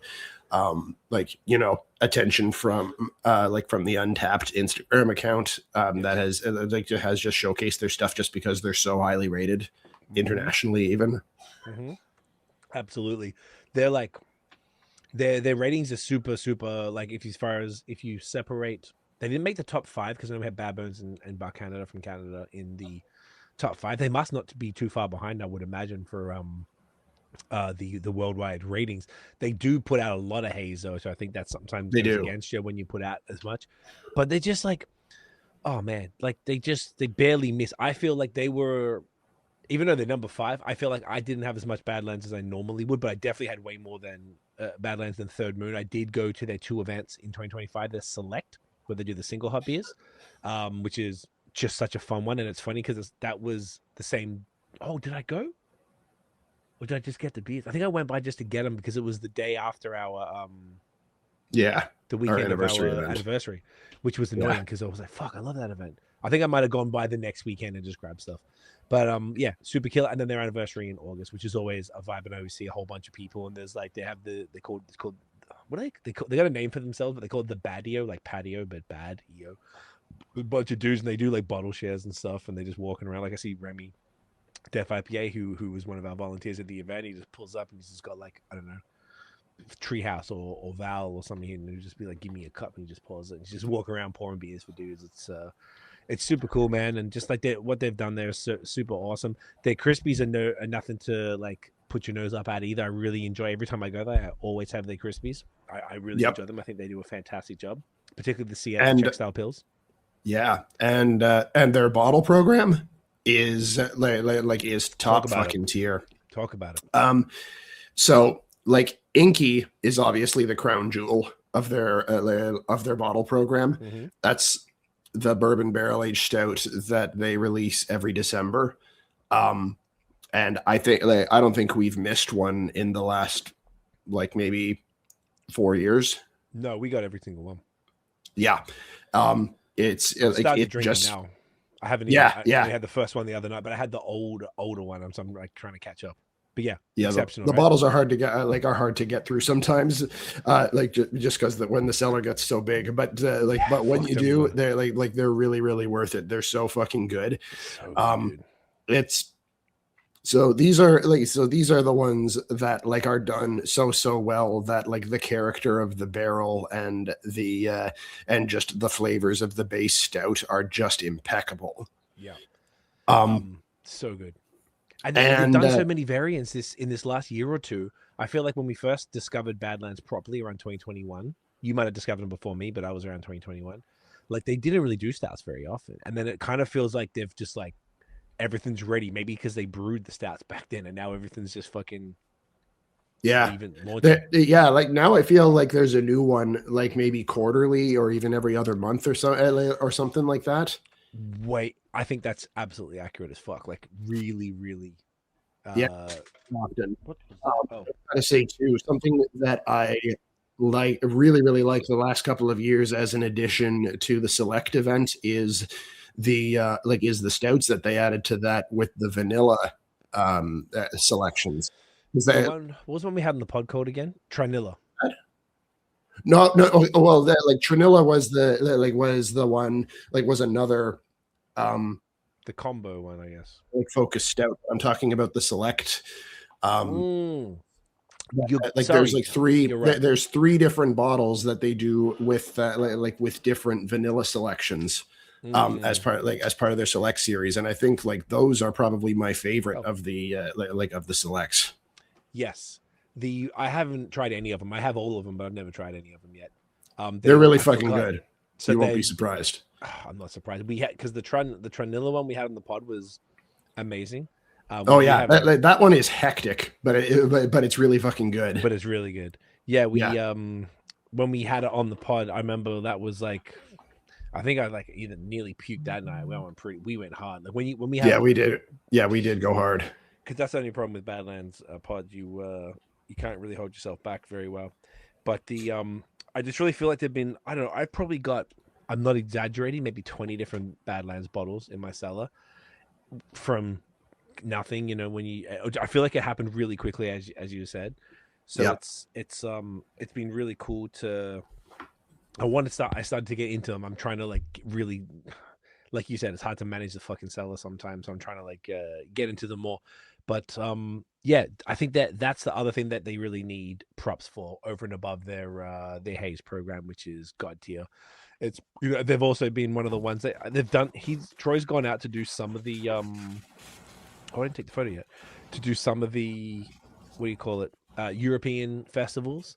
I know he can't get to as many as you said because he had a newborn like not too long ago, a few months ago. So he's been dealing with that now. So it's been a little harder for him to get around, but he still, they go for the hop selection in the fall, go to the CBC for the what's it called, the freestyle hop selection, because then the Yakima ones on the fall, and yeah, it's so he's not getting. I feel like that might make a difference, because the other guys who were doing that are very much having a bit more of potentially an impact. But he is doing a lot of export. I know all these dudes because they're getting reached out to because of their untapped numbers, and so people know this is the type of stuff the European market fucking eats up.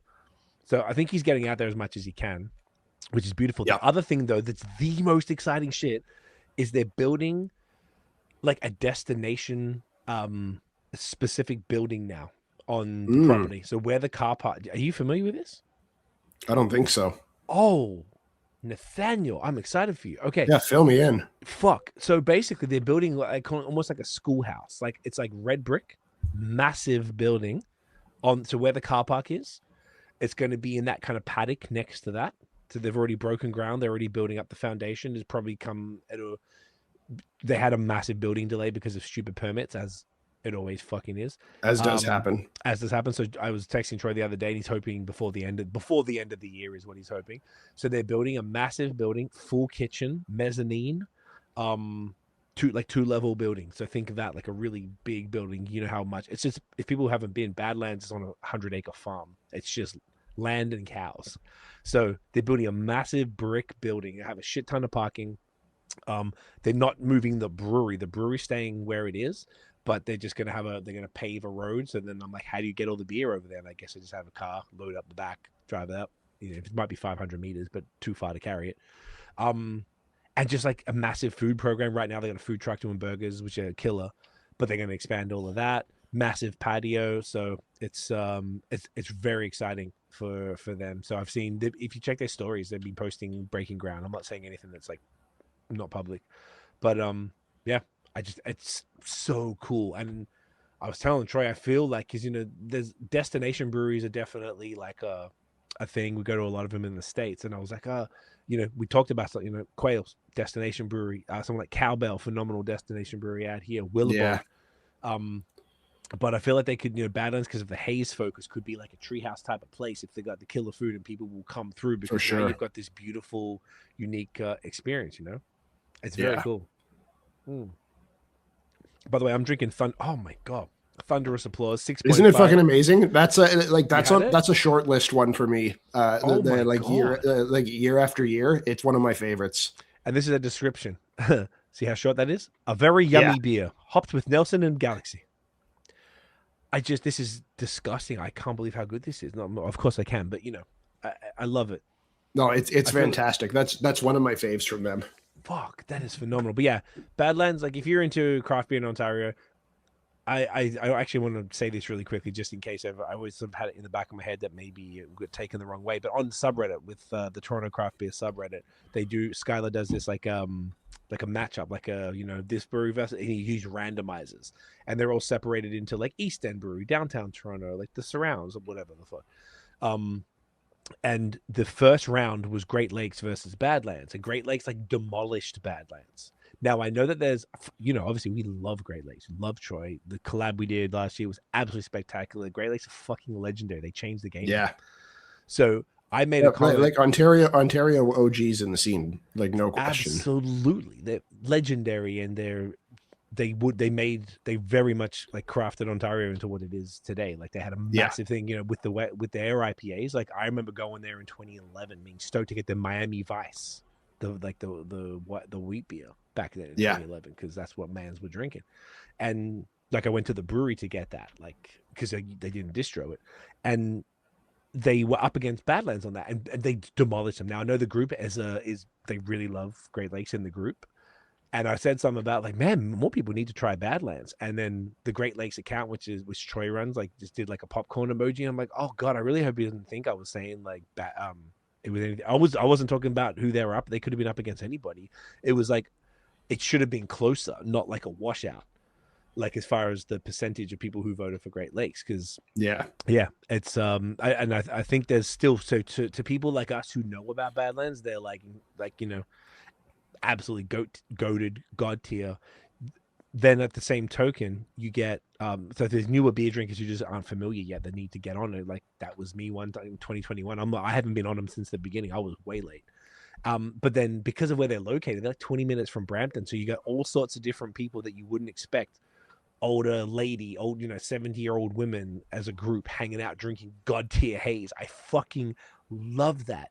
Like Indian families you don't like. I love seeing people from different back that aren't like white dudes with beards at breweries that are different. I'm like, you're coming through and they're like loving, they're vibing. Like just it's so cool to see all the different people drinking top tier stuff. I think that's one of my favorite things when I'm like, oh, y'all aren't beer nerds. Y'all are here because you just like the place and you know the product's good, but you don't know how like hyped and lauded this stuff is. Yeah, and that's but you're so just you're just coming there for like a family gathering for drinks and food or something like that. Like how cool is that? And they enjoy it too. Like they know it's great, but they might not know it's that great, and they're just getting to really enjoy it. I'm like, that's what it's about, man. That's just people who aren't beer nerds coming through. What's better than on a July afternoon and sitting in the Badlands fucking beautiful beer garden with so much seating in the sun, soaking up this beer. It's like go-to. Remember when me and you were wearing tank tops, sweating in like I think it was Labor Day when I first moved here. Like I just moved here like a month and a bit, and then you came through and we're like, fuck, let's go to Badlands. It was sick. Like it's just so good, man. They're just incredible brewery. I just think they're so important to everything that's happening in Ontario. They're they're collabing with everyone. They're doing a bunch of American collabs too, and they just really bringing the haze. They've been like the real leaders of the haze game. Everyone loves Troy. He's just he's just cool as shit. You know, he's just talk to anybody. Like super smart guy, switched on about everything. Like it's I love Troy. Yeah, and I would and I would say that there are a few people in Ontario or even in Canada who know as much about hops as that guy does. Absolutely. Like on top of it, all over it, very thoughtful about everything. Brewing the beer when we did the collab, it was an amazing collab. The Get Off My Lawn, this little pink guy right here that was just, oh my god, double. Like we had Peacherine obviously because that was the plan. The brew day, like sometimes the brewers would get you to do stuff. Troy, I feel like Troy like wouldn't let me do anything because he just got to control the whole thing because he knows exactly what needs to be done. And it's like I was just happy to be there to talk to him. But it was funny because some brewers like, all right, pour the hops in, or like take this and empty the malt out. He was like jumping in because they were doing double batch days or whatever. Or you had to clean, so he's jumping inside the fermenter and cleaning it by hand with a scrubber because they're on a farm and all the wastewater goes right into the ground, so you can't use like chemicals. You got to use the green products or whatever. So it was really cool, and just seeing him like just jumping around. He just like runs that place. He's a fucking mad scientist, man. It's really nice to see. Yeah, because he's used to doing all of that stuff by himself because like they don't have a team there per se. It's just like him, Grace, and Mike, and that's it. Troy Brewing, Mike Canning, and Grace. I think she sometimes works the bar and stuff, but she's I'm sure she does other. She does. Oh no, she does the labels. What am I talking about? Grace does the labels. Right. And I think she does all this the social as well. So Grace is like all over it. So between the three of them, they just kill it, man. It just can't say enough about them. I love them all so much, and it helps even not helps, but I think it's even cooler that like they just everyone knows like they know them there, like particularly the locals, like they really get to know their people because the brewery's in their front yard. It's that's why the beer was called Get Off My Lawn. That was the name of the first episode we did with Troy because every time I pull up there, I think those words. I think it's hilarious. Yeah. It's so funny. And I can't believe how good this beer is. I know I got it for you. You had it already? No, I haven't had it already. When I just remember it from previous years, and like I fucking love just Galaxy Nelson as a combo, and that one is like it's like candy. It's like fruit candy. Yep, exactly. And this is 7th of January, so we're recording. It's like 9 days old. Absolutely spectacular. Shouts to Badlands. Alrighty, where are we up to right here? So that was number 5. Number 4. No, hang on. No, we've got a. No, wait. Are we due for a special mention? Yes, we are. Yes, we are. Okay, why don't? Okay. So why don't you announce this one? Oh, that's this one. Okay, beautiful. Yeah. So you put this one on here. So go ahead. okay, so this was an award. I don't think we've had this before, have we? No, this is a new one. Okay, so I was thinking about this one, and this one came to me because in 2025, I probably went to more breweries than I normally would. One, because we're in Florida for 6 weeks, so I went to a lot on the way up, on the way down, and within the state. And then as soon as I got back, we were prepping for the anniversary. So I was going for brew days. I was traveling, went to Montreal, Quebec City, all around Prince Edward County, all different places, Niagara, for brew days. And I was at a lot of places, and one of the things that kind of struck me was just how important community is in breweries. And one particular brewery stood out to me as one that's garnering the community in an area that's I lived when I first moved to Toronto. I lived there for 2 years. I like a block and a half from this brewery. This would have been kind of my local if I lived where I lived when I first moved to Toronto.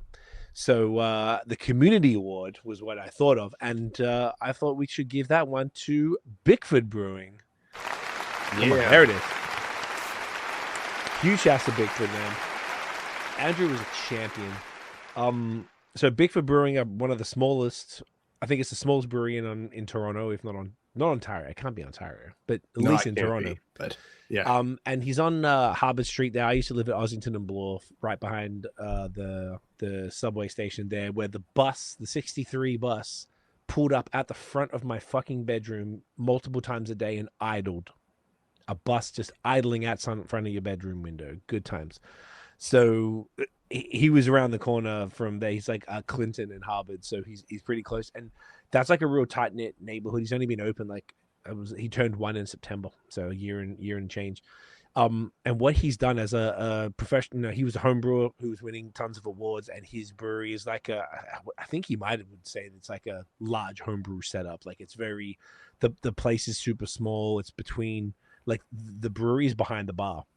It's quite small, and the beers he's been able to pull out of there are just exceptional. The volume, he has a ABV limit because of the size of the fermenters that he can go to, which I think is mid fives, something like that. So a lot of his stuff is a low ABV beers, but he does everything. He's got is it 12 or 16 taps, a ton of taps. He's not fucking around. That's wild. Yeah. And the place, you haven't been yet, but you really, it's cool. So I've been there, drank inside, and also been there inside on the patio and really soaked it up. And it's the times I've been to more special events. That's what Andrew said to me, because I was hanging out with him at a couple of nights at the OCB in November here. It's all here. And it's what I loved was the community. The people coming through, people sitting at the bar. They knew him. They knew the bartender, if they're one of his staff. People, bringing their dog. They're coming to read a book. They bring food, outside food. He's got a cool menu of things in there that's super creative. He gets frozen pizzas from the Italian place next door, and they're able to heat them up in a toaster oven. So it's the local food, but a frozen version. So it's not just got all their empanadas. So it's it's really creative snack food for someone he's really made use of the space. And such a breadth of styles. We did our black white filter, our coffee stout with the Found collab. We used our it's a 5-ish%. Is it 5? I feel like it might have even been 4 or 5. It's 4.7 actually. Yeah, there you go. It was an oatmeal stout with we did a collab with Found Coffee. We did this beautiful blueberry Ethiopian bean. It just tastes like blueberries. It was bonkers. That was so cool, and the way he did that stout was just fucking exceptional. I love that stout so much. He just nailed it. All the different styles, he contracts some of the bigger ones out at Common Good, but everything else he does in house. And it's so the variation of what you can drink and the different people that I saw there was just I just really thought that in a small space, in an area that doesn't really have anything like that. They got restaurants or whatever, but there wasn't any real bars in that thing. You could go up to Bloor and go to Koreatown, but I thought it was cooler that it was in this sort of street that isn't as major. There's a lot of locals who live near there, and he's really servicing that and doing some fantastic stuff. And he's collaborating with creators in the industry, with obviously other breweries and home brewers from the homebrew club, the GTA Brews that he's been a part of. I just think it's super cool, and I just want to recognize that what he was doing for the community, I thought was super important. I think that's one of the main things that's going to be the future of craft beer is that real community neighborhood vibe that we've talked about here before. And I want to recognize Andrew and Bigfoot for that because I think it's exceptional. No, it's a really great call out, and I'm glad that you thought to call them out for that. Yeah, something different, right? We get to, this whole thing is about celebrating craft beer. That's what we're doing tonight. God damn it! Absolutely. So, top 4 now, Nathaniel. Yes, we're getting to the short list. This is you. Yep. And we're coming to my hometown now. So if you're picturing an Ottawa brewery on this list, it probably will surprise no one that who we're talking about is Tooth and Nail. Let's go. Oh, please focus. Okay, there we go. You got it. Yes. I had that beer the other night. Yeah. King phenomenal. Wild, right? Talk to me, brother. Talk to me. Tooth and Nail. So these guys have obviously been on our top 10 from year one. Just because literally no one could argue that they're among the best in Ontario. I was actually thinking that it didn't end up happening this year, but it would not be crazy for them to be nipping at the heels of the number 1 spot in any of these years. Dude, it's going to happen. Yeah. Oh, no question. Absolutely. It's everyone knows the story of Vim and Vigor and how that became kind of a household name for lagers in Ontario. So we don't need to tread old ground with that, but just because everyone knows how fucking phenomenal it is. It is. But keep talking. I just dropped my third moon glass. I thought it smashed. I didn't think it did. I'm just gonna grab it off the floor. Oh shit! Keep talking. I can hear you. Okay. Yeah. Okay. I'm crossing my fingers that it didn't break. Thank you. Yes. They're just unreal good. Their lagers, no question. A new one that they've added to the lineup this year, and I'm pretty sure it's now a year rounder, is Premio. Their Italian Keller Pills. Yes. Which is just fucking amazing. Okay, thank God. I know. And Dad. Grace and Gratitude, their Yes. check pills, also fucking amazing, is available on Lucre year round at the brew pub, which is an experience not to be missed. Could not agree. I was saying could not agree more, but I've never tried it on Lucre. God damn it. Well, you're gonna have to the next time. I know I have to the next time you come to Ottawa. And Fortitude on Nitro. Yes, because I've seen you have that before. It's just that's another experience not to be missed. And our collab that we did with them was a short list, really special experience for me. And they went kind of really outside of what you would typically expect the Tooth and Nail wheelhouse to be. And this was even Maddie's idea to do a New Zealand pills. Mm-hmm. So a pills with New Zealand hops. I don't know if I ever thought I'd see the day that that Tooth and Nail would be using New Zealand hops, and that it would be on a collab with us was just fucking insane. And it was so good. It was so fucking good. It's in the contender. I keep saying it because you drink it and you're like, oh fuck, I think I got one left. And every time I'm like, I might be it was just the cleanest. Oh my god, most glorious beer from. I'd say it's Tiff's favorite by far from our collabs. Yeah, it was just they just nailed it, and they sold out so quick. And I was talking to him at OCB, and I think he said, did he tell you as well that he's they might consider doing it again?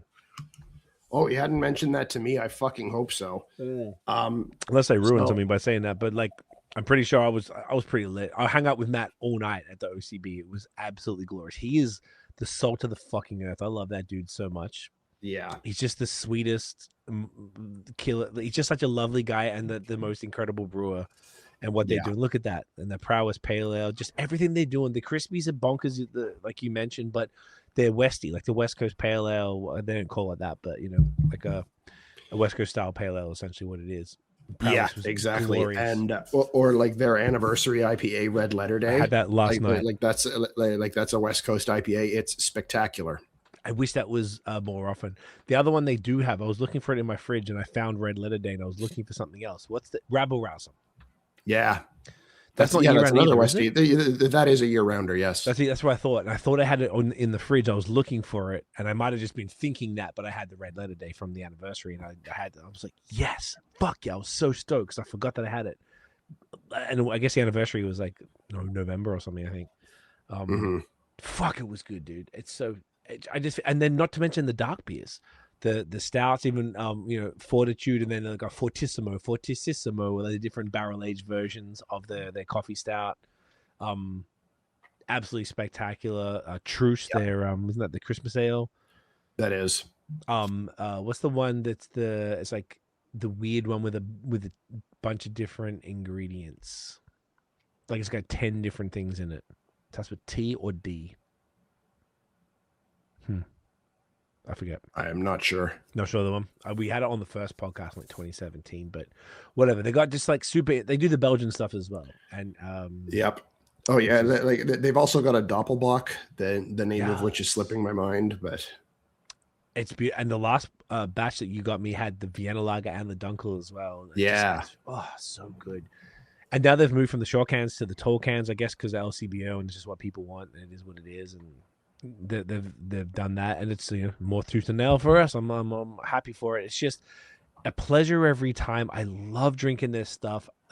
Between you and I ordered some myself from the anniversary. You always hook me up with shit, and Duran stocks them because I talked him into it. Like I've got tooth and nail around all the time, which is just a pleasure. Absolute pleasure. It's funny because like most of the stuff that you and I get for each other, it's like, we'll get one each of 3 or 4 beers or something like that. But anytime I go to Tooth and Nail, you're like, get me 2 of everything. 2 of everything, sometimes 4 of Vim. Yeah. I've stock up like the Vim X for the Vim Big X for the anniversary. Yeah. And it's like, I'm looking through my fridge and on all the different, I got this new fridge this year, and like every shelf, there's multiple Tooth and Nail beers. And then I got my other fridge, and there's multiple Tooth and Nail beers in that fridge. And even on the shelf, that's like where you restock stuff from, there's Tooth and Nail beers.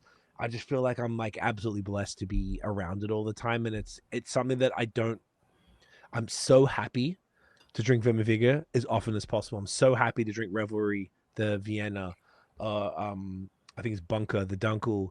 Like if I could, and Fortitude, I always have I love low ABV stouts. It's perfect. I just feel like Tooth and Nails they scratch an itch for you and I in the crispy, in the Westie, and in the stout and low ABV, in the high ABV too. But I would have the low ABVs much more often personally. They're just like, I never have to think twice about it. They're always consistent. I've never had. Oh, this is a shit batch of him.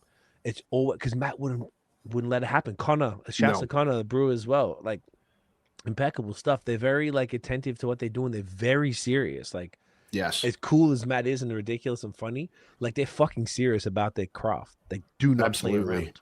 And I think they just need to be applauded. And they're the type of brewery who has now at 10 years, and they'll be turning 11 in 2026.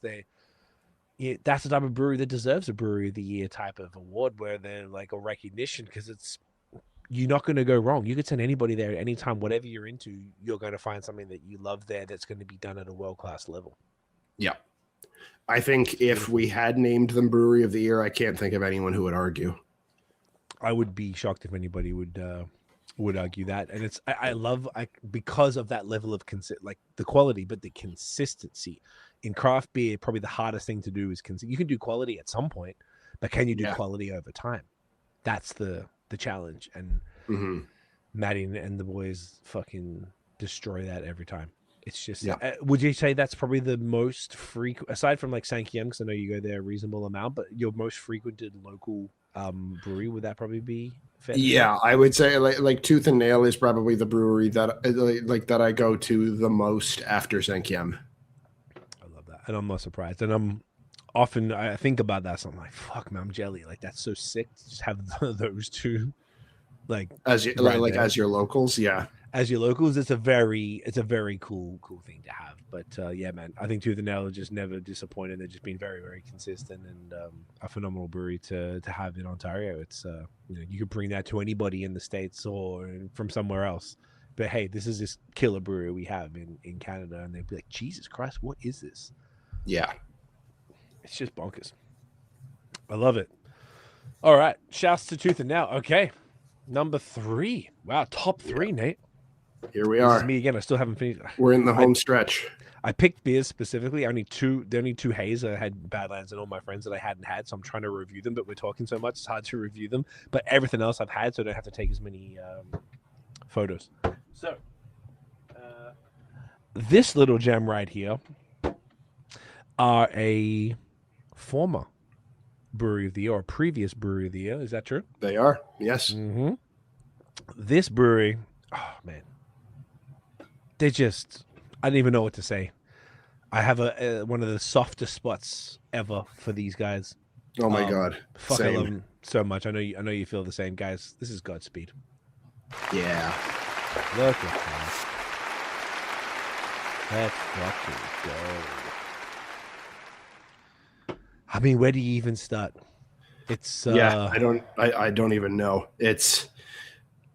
It was one of those things of like when we last had Bim on the pod, like I almost had butterflies in my stomach, like kind of thing. Just like, and he's such a nice dude, and so just generous with his time. But like the beers are fucking unreal. It's like this is one of those ones where we constantly have to ask ourselves, like, how are we so lucky to have to have his brewery in our province, and in Toronto, the caliber of brewery that would be doing the kind of collabs that he does with like the hundreds-year-old Czech breweries. It's just fucking insane. absolutely crazy. Like it shouldn't be possible. It shouldn't be on paper at all under any circumstances. I had I did my second order in a week from Godspeed today because they have this iced tea pack, like a case of their iced teas. I've been drinking them all day. I love them so much, and I've been ordering a bunch of their beer. So I've been drinking Godspeed a lot more in the last like week or so. And they did a collab, the second collab. So the first one, this is the stainless edition of Sklepnik, but they have a Sklepnik is their Czech style pale lager, and they have a pitch line. So they have these barrels, like you mentioned, 100-year-old breweries from Pilsner Urquell in Pilsen in Czech Republic, and they are pitch lines. So it's just like fucking like resin type of stuff on these massive barrels. And they're the only brewery outside of Czech Republic that has them, if I'm incorrect. And they do Sklepnik in that as a version of it. And this is one of my favorite beers of all time. This is their version of Pilsner Urquell, but this is a stainless version that wasn't in the barrels. They did the second beer in the barrels, and it's called Pepper, and it's named after the Cooper, the guy who makes the barrels. And when I went to Duran to hang out with Chris last week, I had it, and I didn't realize I bought cans of it too. But I didn't realize it's like 7.2%. So it's like a big ass fucking massive lager. And I'm like, oh, I want to have a couple beers at Duran. And I was like, oh, well, I guess I'll just have this one. Super sick. Just,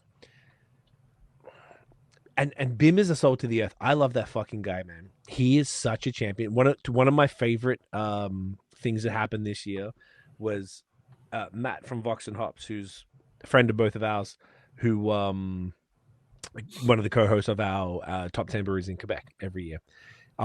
Matt he was touring Asia and Australia and New Zealand over November, December. So I hooked him up with a beer bar owner who I know in Melbourne because he was staying around the corner, which is my favorite beer bar, and I'm going there next month, and I can't wait to go to that beer bar. But he was in Japan, and I got a message from from Bim from the Godspeed account like late night one night. And Bim sent me a photo with him and Matt. And he went to Matt's show. They didn't know each other, but they talked. And I was like, "Fuck, man!" It was so beautiful because I love those two guys, and they hadn't met before. and it was so cool to see them meet and connect. And then Matt hooked them up and got him, you know, backstage and the tickets to the show and everything. And I was like, you know, because he lives in Tokyo most of the time and he comes to Toronto a decent amount. It's just, it was so cool. And, you know, Bim's out there and his family's out there and he's, you know, repping the brand pretty heavy. He's going to all the events and stuff and still comes to Toronto to do all the key things and still managing to make all these incredible things happen. Like the second collab now, or I think it was a collab with, I think it might have been a collab. Fuck, I should double check that. The pepper beer, the 7.2% beer, with Pilsner Urquell again. And, you know, doing a collab, they did a collab with Czechva as well. Buh. And So that again, and that one's my favorite. That's your favorite, Buh? It's Yeah. Because there's two versions of that too. Yeah. Which one's your favorite? Do you remember which one's which? No, I don't. Yeah, It's been too long. Yeah, I'm trying to think too. It's just so good, man. I just feel like they're Crispies. Even just the way they do these iced teas. There's 4 different iced teas, and they're all so different. And I've been having them like with breakfast or with dinner, and just like crushing them throughout the day. And like they're just so well done. And having them by the case, I'm drinking them a little liberally. Forgot to cheers the Godspeed. Look at this beautiful fucking. Look at this beer. Oh my god. Yep. It's like. It might. Here we go. Sklepnik Stainless Edition. I've had this 24 times. This is the 25th time I've had this beer. I love it so much, man. Like this is the Godspeed. You know, you just mentioned Tooth and Nail. When I'd be like, give me 2, 3, 4 of everything. I do the same thing. So I went and did that the other week when I got it, and then I was running out. And Tiff was like, "You should order more." I'm like, "I should order more." So I got another case of that, and I was like, "Yeah, give me like maybe 4 Sklepniks, and let me get some of them and some of them." And it's just so nice to just have this on hand and just to be able to have multiple of this beer and not think about it. It's such a pleasure. And to have the once again to have them in Toronto, like you were talking about how sick it is to have Tooth and Nail in Ottawa, which is absolutely glorious. And to have Godspeed in Toronto is just like, come on, man. It's right there. Yeah. It's just, we go to a lot of shows at History. Nuts. And so Godspeed's around the corner from History, so we typically go there before. So is Rorschach, but we go between the two to go. And it's just, yeah, man, it's fuck, man. Their level, and even with Bim living in Japan, he was the head brewer and he's had to hire people, and I know there's sort of been a bit of a rotation, but he's been able to attract the best talent and to be able to keep the beers consistent, which is really important for him to do that and maintain the brand and keep it like true to what it is, whilst also innovating, coming up with different stuff and still dropping new beers. I don't drop new beers very often, but when they do, it's like, all right, I think I got some stuff I hadn't seen before when I ordered the other day. So I'm excited to try some different stuff.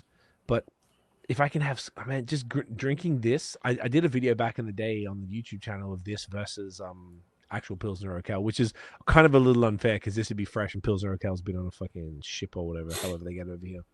So it's not particularly fair, but yeah, man, Godspeed are a world class export from Ontario that we should be extraordinarily proud of. That's know, doing things in the world of like high tier elite crispies that exquisitely done and that are true to tradition.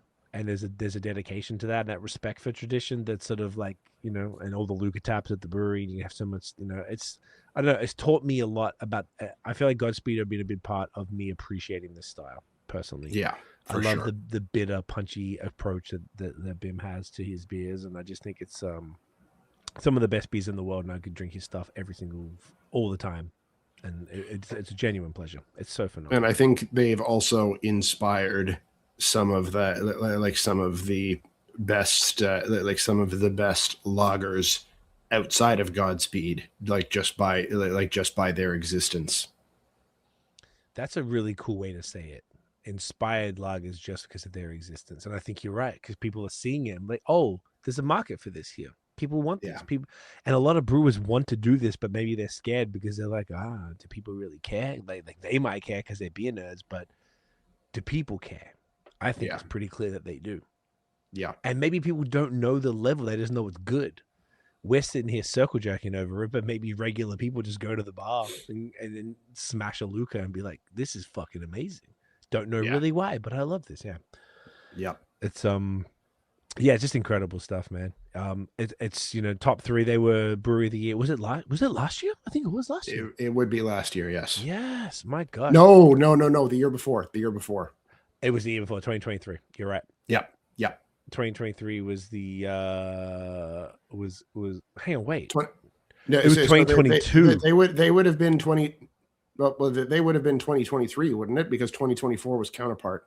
This says, oh, wait. Okay, if I'm correct, it says here 2022 top 10. Oh, these are the order. Do we say brewery of the year? We didn't do brewery of the year the whole time. 2022, it didn't say. 2023, it says I've got like final list. It doesn't say brewery of the year. Well, hang on. 2022, Badlands was brewer of the year. 2023, it was Godspeed. 2024 was Counterpart. The way that the note is presented, it doesn't. We may not have put it that way in the note, but I promise you that's what it was. I believe you. I totally, because here it just says final list number one is not in 2023. Is not that. So I don't think we wrote down. Well, that's probably because in 2023 we weren't doing the point system. That was just like everything is equal except for brewery of the year. Yeah, I don't think we noted it in the note. So I think we just have to sort of check on that. But yes, I believe you. So yeah, it was really cool that to see them. They've just been one of the most consistency seems to be a topic we're bringing up a bunch. I feel like consistency in this is difficult to achieve and something that they've been able to do. I've never had a beer from Godspeed. I'm like, that's mid. Like, there's nothing short of great or exceptional. Yeah. Depending on your palate, what you like more than others, but everything is just from their barley wine that they've done to the Péché dedication. Yep, absolutely spectacular. And the stout barley wine blend that they did was Daku, like it was called, was perfection. So many times, I love that beer so much. Perfection. It was such a Godspeed style. They got a very bitter style on the barley, like American style barley wine. Yeah, it works beautiful. It works so well with the stout. Like the blends are just so cool. That was one of the first stout barley wine blends that really put me onto that as a thing. It's one of the best ones. Absolutely. I think I've still got one can left because I know it lasts a while. The shorty cans is just perfect. They're just so crushable. I don't know. I love everything about them, and I feel like if you're going to go to Toronto, like that's a must. Like, don't even talk about it. That's a must stop. You have to go past there. Absolutely. All right. Beautiful. Now this is top two. Let's do a bathroom break before the next. I was thinking that too. All right. We'll be right back, folks. Cheers. And we are back. And we're back. And all right, so right before we get to number 2, we're going to do our special mention here, which is our award that we've been doing every year, and it's the one that sucks the most, and it's gone but not forgotten. This is to shout out the breweries that have since departed us and shut their doors in the province. And this year, it's way too long. Yeah, it was a bad year for that.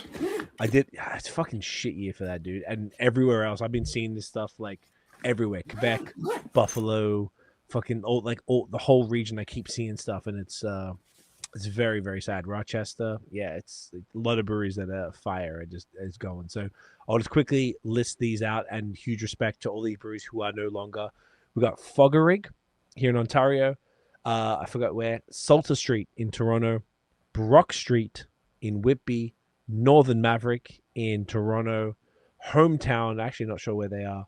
Beaches in Toronto.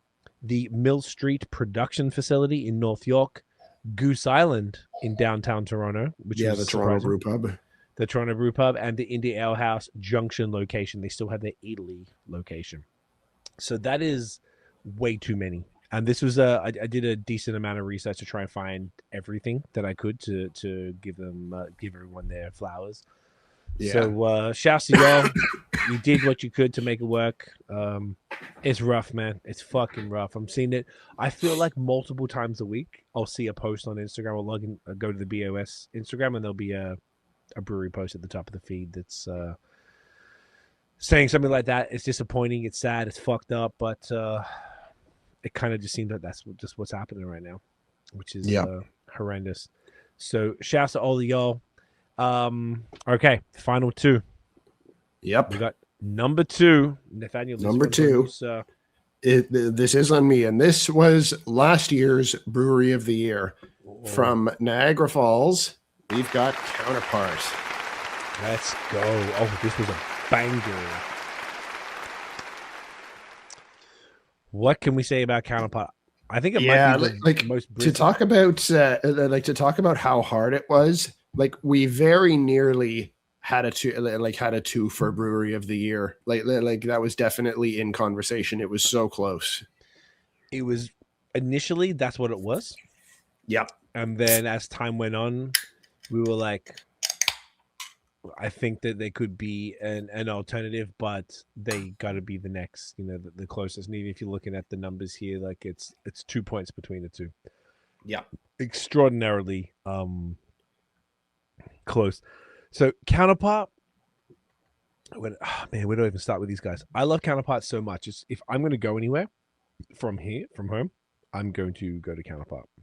Yeah. Play with Fire is such a killer beer. So basically the haze is, I think, criminally, still another year later, criminally underrated. Absolutely, Agreed. Absolutely incredible. So consistent. Some of the best. I think I would dare say that they have the most consistent haze in Ontario. I don't disagree with that at all. Currently, like in 2025, even among others who like year over year may have some beers that are better haze. I think that I think that Counterpart is by far the most consistent haze. I couldn't disagree. I feel like the more, and Money Talks, our collab this year for the anniversary was, oh my god, insanity. I was there for absolutely crazy. I couldn't believe how good it was. I couldn't believe it. It was insane. Yeah. Peacherine and what else do we have on it? Peacherine and Nelson and Rowako. Just bonkers. The haze, out of control. Crispies, always incredible. One of both of our, if I may suggest, Winds of Change is probably one of our favorite beers from them. Winds of Change is absolutely spectacular. That one is different every year. Yeah, it was the Dunkel. No, yeah, because sometimes it was a Marzen. Sorry. Well, no, like it has been a Dunkel. I think 2023 was a Dunkel. It's been a fest beer. Yep. But like they choose a different fall lager every time. God, it's the best. It's so good.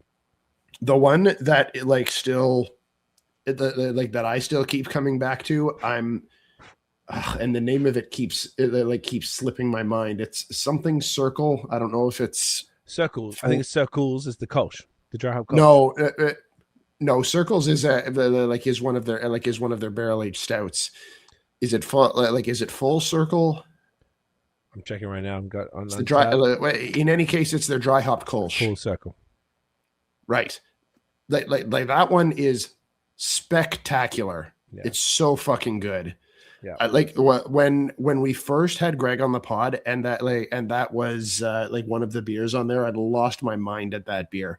I think it's only been that was February 2023. Yeah, I think it's only been released once since then. Yeah. And like that beer alone prompted me to get an order, and I'm getting at least 4 of these. It was so fucking good. It just really is, man. And what was the one in that same pod we had, or in that same drop? It was like a different version of Pure, their Pilsner. It was like the Extra Pure or something. It was a collab, and that was just absolutely spectacular. And that must have been with like Son and Hill or something like that. I'm gonna check right now because I feel like that was also in that same. So Counterpart were also one of the hang on, what did I say? Pure. Let me see which one it is. Extra Pure, yeah, and it was with 4%. Good memory, Son and Hill. There we go. And it was a lighter version of it, but it was just so good. But I feel like Counterpart, one of those breweries where I didn't really have a lot of expectation because I was relatively new. I discovered them when I moved here, and we had them on the pod. I think that might have been a bunch of my first beers from them, and I couldn't believe how good everything was. Like the haze, the crispies, and then the smoothies have been really exceptional, and the fucking barrel program is absolutely, unequivocally, hands down, and I'm going to say this is a pretty big call. I think it's the best in Canada, and it's up there in the conversation for some of the best top 5, top 10 in North America, I would say. I don't think that's a controversial statement. I don't think so at all. Like double barrel deciduous and the double barrel coniferous. The first one was the stout, second was the barley wine. Yeah, Was two of the best beers I've ever had in my life. I think they're all 5s. Absolutely next level, as good as anything I've had from the best of the best in the States. So there's been a couple rounds of coniferous.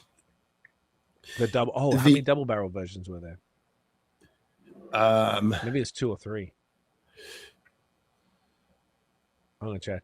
So it's possible that there were more before I was paying attention to it, but the latest round of coniferous was like super, super strong. I think they were like 16.5, 17.5% or some shit like that. We got there were 17.4. Yeah, exactly. So 17.4, 17.7, 17 even. Okay. So those were very, very good. The previous release of coniferous, which may have been from like a couple of years prior, I think. There were 15s. Yes, those were utter perfection. I've given every single one of these 5. Those 3 from from the release of from the 3 release of coniferous before last were some of the best beers I've ever had in my life. Easily. I gave every single one of these a 5. And I want to say as well, the coniferous Willet Barrel won a gold for the best on Untappd 2025, number 1 highest rated English barley wine in Ontario. I believe that. The Templeton Rye Reserve was the bronze. Yeah. So the gold and the bronze. I don't know if they have this. They didn't look like they have a silver. They probably silver. They got the blend, and the blend was silver. So the top 3, all the 3 best barley wines in Ontario, for I'm pretty sure. Oh, no, in Canada, not barley wine, not Ontario. In Canada, the top 3 best barley wines were in 2025. Highest rated were Counterpart. Yeah, and that does not surprise me. It's just some of the greatest. I can't believe that we have this. I got 45, 50 minutes from my house. I can't believe that the best in the fucking country is right there with this stuff. It's to a level that's just like it's unheard of. It's absolutely unheard of. Like, yeah, that they're doing this. It's wild. And we just got the latest, the Echoes drop, which was a few weeks ago. Yeah, so I'm so excited for that. Oh yeah, I'm trying to catch up on all the other ones because I'm trying to get through Circles and Double Barrel. Then there's Vanquish and the Double Barrel Vanquish. I got a bunch that just like because I got this. You know how we were talking before. You know how people sellers go. I'm trying to like stay on top of it. There's so much stuff, man. It's just incredible, and just for all those styles alone, and not to mention, Counterpart has their food. So the beers are just world class. The food is out of this world, like absolutely incredible. People come, like Greg said on the pod, just for the food, even if it's not for the beer. They don't even know. I also love, for the same thing we said about Badlands, I see, it's Niagara Falls. There's a lot of retired people there, so there's older couples that are playing cards, drinking god tier haze, and I don't even know how much they know that it's the best of the best, and they're just like, yeah, this is lovely. They're just enjoying themselves, having a vibe. And now they've got the Counterpart, the pizza spot next door, which is impeccable, and a different vibe, a bit of a sports bar kind of thing. It's just, you still haven't been, right? I haven't been, no. One of the trips when you're home and there's some time and bandwidth there, that would be something that we should look at, because I think you'll enjoy it thoroughly, and we'll see if we can time it, because Greg's there most of the time. Yeah. It's so good, man. I'm so happy for them that they're killing it so hard out there. Like Counterpart's really got, I think done really well for them. The pizza is just fantastic. So it's they just can do no wrong. And I feel like they've been like now they're getting a bit more serious with the distro, like they're in Duran more, and they're getting their stuff out there a little bit more. Because I felt like they were a little under appreciated, underrepresented, with the quality of what they're doing. Kind of some like Fine Balance, some of the folks we were talking about earlier. But I think they're getting out there a bit more. They're doing a lot of collabs. Obviously, the stouts and barley wines are all collabs with Escahart in New Jersey. Yep. They did all the West New York, which was interesting timing because of all the tariff stuff. Kind of wasn't like, I think it got a bit of bullshit for it, but they did all the Western New York collabs with Frequentum and I think Fifth Frame, and which is rest in peace, unfortunately. And a few other spaces that are escaping me right now that they collabed with out there. So it's yeah, man. Just I don't know what to say. Fucking killing it. If you haven't been trying Counterpart, get the fuck down there. Yeah, you're missing out. Yeah. So, all right, we're in the last part of this right now. So, yes, we're going to do some honorary mentions and maybe the best new brewery. Absolutely. Before we do the Ontario Brewery of the Year, so maybe we'll just say the honorary mentions. So, go for it. These came from the other breweries that were in the conversation for the top 10. That we just we couldn't not mention these people. They, when we did the point system and we were punishing ourselves trying to figure it out. These were the breweries that could have made it in there, probably should have, but 10 is tight. So go on. No, go ahead. Yep. So we have Town, Rorschach, Flux, and Willowbold. Yeah. All of those breweries have smashed it in 2025. Absolutely smashed it. All of them, probably not Flux yet, because they were almost because we already discovered them the year before. They couldn't be a hidden gem or best discovery, new discovery. Well, they actually were the hidden gem brewery in 2023. I'll let you fucking go. Good memory. That's why they were in the consideration. You unfortunately were off during that last pod, but the beers that we had, and they still have them at Durand actually, but incredible, just like they were when we did them on the pod in 24. I think we had them in 23, I think. Yeah. Beers were incredible. So good, man. So yeah, good. I believe that. I remember when we had them on the pod, just being absolutely blown away at how good they were. It's a case of when it was that good, I was like, holy shit! Like, how have we not tried this before? Why have we not heard more about this? And I've been there twice since that pod. Yeah, and to really soak it up and see the vibe. Like, I went on my birthday in 24. It was one of those. My birthday's either fucking nightmare, like snowing, or it's like beautiful when you're wearing a t-shirt and shorts. And in 24, it was a t-shirts and shorts day, and so we went and sat by the pond and ate the food and had the beers. It was so good. Yeah, so Flux were just like killing it. Obviously, Willowbold are just like dominating constantly everything from the beers to the seltzers. Obviously, are massive for them. They're spirit program, the food. They just opened up a pizza joint similar to Counterpart in Cambridge, which I really want to go to. Yeah. They have always done really, really good lagers. Mm-hmm. And I feel like they're starting to do more work with barrels.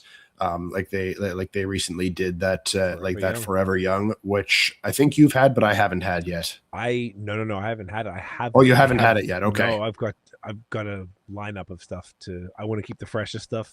I'm gonna probably get to the older stuff first. I'd love to. Right. Okay. The first one where it's their own stout in their own whiskey barrel. Yeah. Yeah. I don't know. Can you think of another brewery that's done anything like that? Because I can't at all. I don't think so. Because I know there's some breweries that have a distilling license and have this shit. There's very few and far between, but maybe they will. Yep. But that's like gangster. That is so cool that they did that. Yeah, for sure. I love it. It's so sick. So yeah, Willowbold always deserve it. Town are just like not dominating LCBOs. They got the Pump House. They've long been one of our favorites. Jeff is the GOAT. I talk to Jeff all the time. He's the best. I fucking love that guy. He's sold to the earth. He's going to be the mayor of Port Perry one day. God damn it. He's just like, and what they're doing, they're knocking out. Mike is killing it with the haze. They're really just experimenting a lot and having fun. And they spent 24, they said, doing really like tweaking their flagships. And 25 was they went back, did a lot of collabs, a lot more very newer releases. Not like 4 a week, but maybe 1 a week or something like that. 1 every other week. Nothing great, not as like massive volume, but when they do drop new stuff, it's they're really like dialing it in. So they're really proud of it, and the kitchen, the tap room has become like such a beautiful experience for the community out there. So it's so well deserved. And of course Rorschach, perennial favorite. Matt, Jer out there just dominating. Food's amazing. Beers are some of the most creative in the entire province. This was a tough one because Rorschach has been on many times on the top 10, many times. Yep. Long time friend of the show. Long time friend of the show. Love Matt. The Naturalis Astoria collab this year for 2012 for our anniversary. Unbelievable. So that one was, I think, on a short list of one of my favorite of our anniversary collabs. It was so fucking good. We did a side by side. So it was based off the double dry hop Pliny the Elder. But the name, the can was based off the Pliny for President, which was the 7% one. Which you had all of those. The double, I feel like we did a side by side with the double dry hop Pliny and that one, and it was very, very similar. Like scarily close that they nailed it for the second time around. And because they started, they like dominant. I think our first Naturalis was one of their first clear. No, it was their first clear West Coast IPA. Other ones they've done in the past kind of looked like haze, which there are other breweries who've done that. Do a Westie, looks like haze. Then they started with that. It was a little more on the amber caramel side as opposed to that kind of like clear Pilsner kind of side with what Pliny is. But then they started doing more Westies, and they before like within that last, I think it was a year or so between the collabs, the first version and then the one for our anniversary, which is also for their anniversary in April, which is the 8th anniversary, I believe. And they dominated. They had Gnarly. They had a few other different Westies that were just absolutely like on point for like Pilsner, crystal clear. All of the characteristics were just on point. So I feel like it was perfect that they got, they did. We opened them up to that world, and then they continued it on and nailed it. So it was. I just feel like such a fun place to just hang out and everything about Rorschach. I love huge fan. So those are our honorable mentions. Easily could have made the top 10. It's just like, this is so hard, man. Like, it's really tough to actually make these decisions at the end of the day. Absolutely. When we fuck with all these breweries. So should we do the best new brewery then or should we do the best new brewery after the brewery of the year? No, we should do the best new brewery now. Okay. So we actually have a tie this year. We do. And let's do them for the ones that we each added. I'll do the first one that's on the list. You do the second one. Perfect. Okay. Make sure we do the clap. Yes. So best new brewery is something that we've that we've done for the last 3 years or so now. And I fucking love this award because it's the funnest almost, eh? Yeah, absolutely. Because it's like ones that we've seen like kind of really up and coming, like really coming in hot from from their launch, which is something really inspiring. And the fact that for the last 3 years, the one that we've named best new brewery the previous year has ended up on the top 10. Should tell you just kind of like how excited that we are, and the trajectory that they end up being on. So does this mean that we're good at picking it, or does it mean that like if you like how does this keep happening if we're picking best new brewery and then they end up on the top 10? Because they could go the next year and be mid. It's possible. It's hard to say. They never do. They always fucking slay. Maybe we're good at picking it.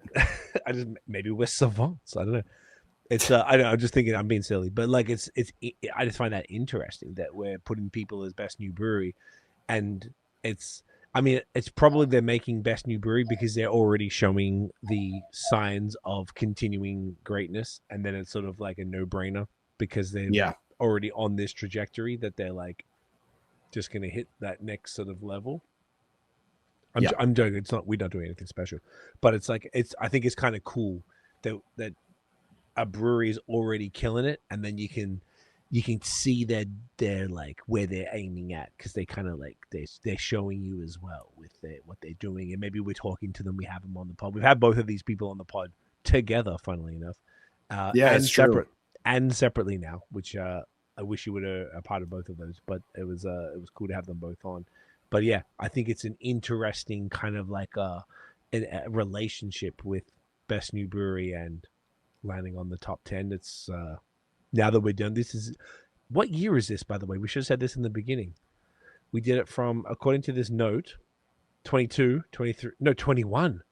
Oh my God, 21, 22, 23, 24, 25. This is the 5th year. Oh, wow. Okay. That's further back than I thought. I wouldn't have known if it wasn't for this. All I have is 2021 top 10, and we've just got our top 10. I don't even know which one was Brewery of the Year, because we didn't note on any of these ones. I don't think we did a Brewery of the Year in 21. Oh, because we probably didn't do it in Quebec either. And I think when we introduced it in Quebec, we introduced it for Ontario, because the Quebec one came first from 2019, so we're only 2 years behind. That's something you said to me. I thought we were much later, and you were like, no, it was like wasn't that far behind. You said that the other night, and I wasn't sure. So it looks like 2021. So 5th year running. We should have said that in the beginning. That's cool, man. That means this is nice to see how this is changing. So sorry, please continue. No, I forget what I was saying, but the Best New Brewery. We're talking about. But in any case, let's get to it. Please. Yes. So Best New Brewery, as we said, we've got a tie here. So first one up is Gather Brewery and Glassworks. Mike and Mike. And the second one, that if you remember the Business of Beer episode, Lovebird. Yeah. Alex and Emily. Where do we even start with these fucking wonderful humans? So for Gather, Gather has been operating for a couple of years now. Well, I mean, they've been open for a long time, because the glass workshop has been was Mike's dad's business before that. So that's been open for a very long time. But since Mike has taken the reins and rebranded it as Gather and started making beer glassware, that's been going on for 2-3 years now. Actually won the Glassware award last year. Yes. But this year has really stepped up his brewing operation in-house. Which is so when cool. we had him on the pod with Lovebird, we were having their contracted stuff. They've now really stepped up their brewing game in-house, which has been really exciting to see. Truly, because their stuff has been really, really good, pretty much right out the gate. It seems like they're finding their feet with it really quickly, and with a pretty broad range of styles. Very much so. Quicker than you would expect, I think, because Mike has been a gentleman. We had him on the Business of Beer pod with Alex from Lovebird in 2023, I believe. No, 24. Sorry. And Mike's been really keeping Nate and I up to date on what they've been working on, what they're doing, how the beers are turning out and stuff, and they're about to improve their canning situation. So we've been able to keep pretty nice tabs. We did the pod recently in I think November. We also had a bit of a beer share at the OCB. When I say beer share, Mike had a backpack full of his beer, and we busted it out with me, him, and Dan from Zenon, and we're just crushing all their stuff. And it was just across the board, they've done so well with nailing the canning is their biggest flaw at the moment that they're fixing. They're just waiting for this new canning line to come in, because it's just the DO isn't where they want it to be, and the consistency of the canning is really all it is. But the actual quality of the beers they're knocking out are bonkers. It shouldn't. Yeah. It's ridiculous. It's absolutely insane what they've been able to do, and they're really working on it, man. They're killing the tap room. They got their mug club. They got their wine club. They bring in fire wines. They got a killer kitchen. They're one They've of the got a most. like they've got an absolutely lovely tap room. I You went there went. for my birthday a couple of years ago. Anything to say to add to that? Because I haven't been as yet. I hope to go this year. No, it's just lovely. Like you've seen pictures of I their have. of their tap list board, like which is quite lovely. Like they stock all of their faves. Like Mike's a pretty big haze head, and like, but not to say that it's all haze. He does like he does want to have like a broad selection. So you'll definitely find lagers there. You'll definitely find stouts and sours. And as you were mentioning, like they've almost always got a Bubs on there, or people will get mad. That's um, exactly what he said. Yeah. yeah, but like they love fine balance, so they've almost always got fine balance on there. They love all my friends, almost always have them on there. We turned them on to Dune Hopper, and now they almost always have Dune Hopper on there. And they've also got a bottle shop, so they also sell other breweries stuff to go from their can shop. So and you can always find that like those same breweries that they love so much. Like you can always get Fine Balance, AMF, like Dune Hopper, Third Moon, Third Moon. Badlands, the whole range. Obviously their own stuff to go too. And because it is also a glass blowing shop, they've got in the tap room a big window looking down on the glass blowing studio, so that you can check that out, whatever they happen to be doing at the time. It's a great place to be. That's a cool description, because on top of that, so Mike said they do these workshops where you do a glass blowing workshop, and then a Yeah. part of then you go upstairs and you eat, you get a meal, and you eating and drinking. So you do the workshop, and then you get to drink out of the glassware and have their food and stuff like that. Then you have their beer. So it's like this cool, all encompassing experience. I think it's dope what they're doing, man. They're really exceptional, and I'm excited to see what they do in 2026, because once they get their canning line, which I imagine is pretty soon, then they'll be able to distro a bit more and get their beers in the hands of more people, which I think is going to be one of the main things for people to understand what it is. Because he's even sent some beers to us, and by the time I cracked it, unfortunately, I think it happened to I think we said this on here. It was just because of the canning. It was their best haze they'd ever had, and it was like basically cardboard oxidized by the time we got it, just because of the canning. Yeah. And it was the Mug Club one, and because I was like, oh dude, I don't know if this is really what. I think you had the same situation where it was like, Yeah. oh, I don't think this is what it is. I'm like, man, I'm not going to post about this. He's like, yeah, probably don't. That's fucked. Okay.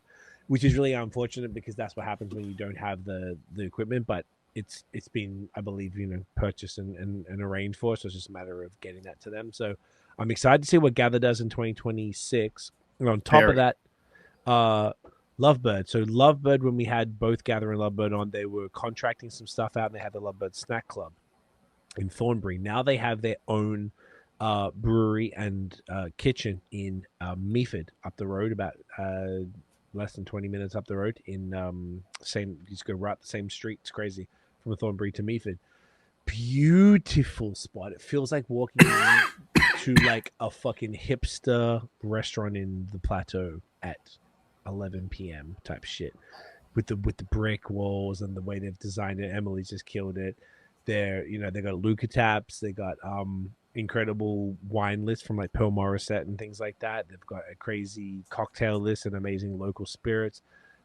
They just hired a new chef, and I know that they're starting to launch that out to really get their own food program going in a deeper level. They've got the small brewery out the back that Alex is rocking there, and they contract the bigger ones, the bigger things from different places that do it well.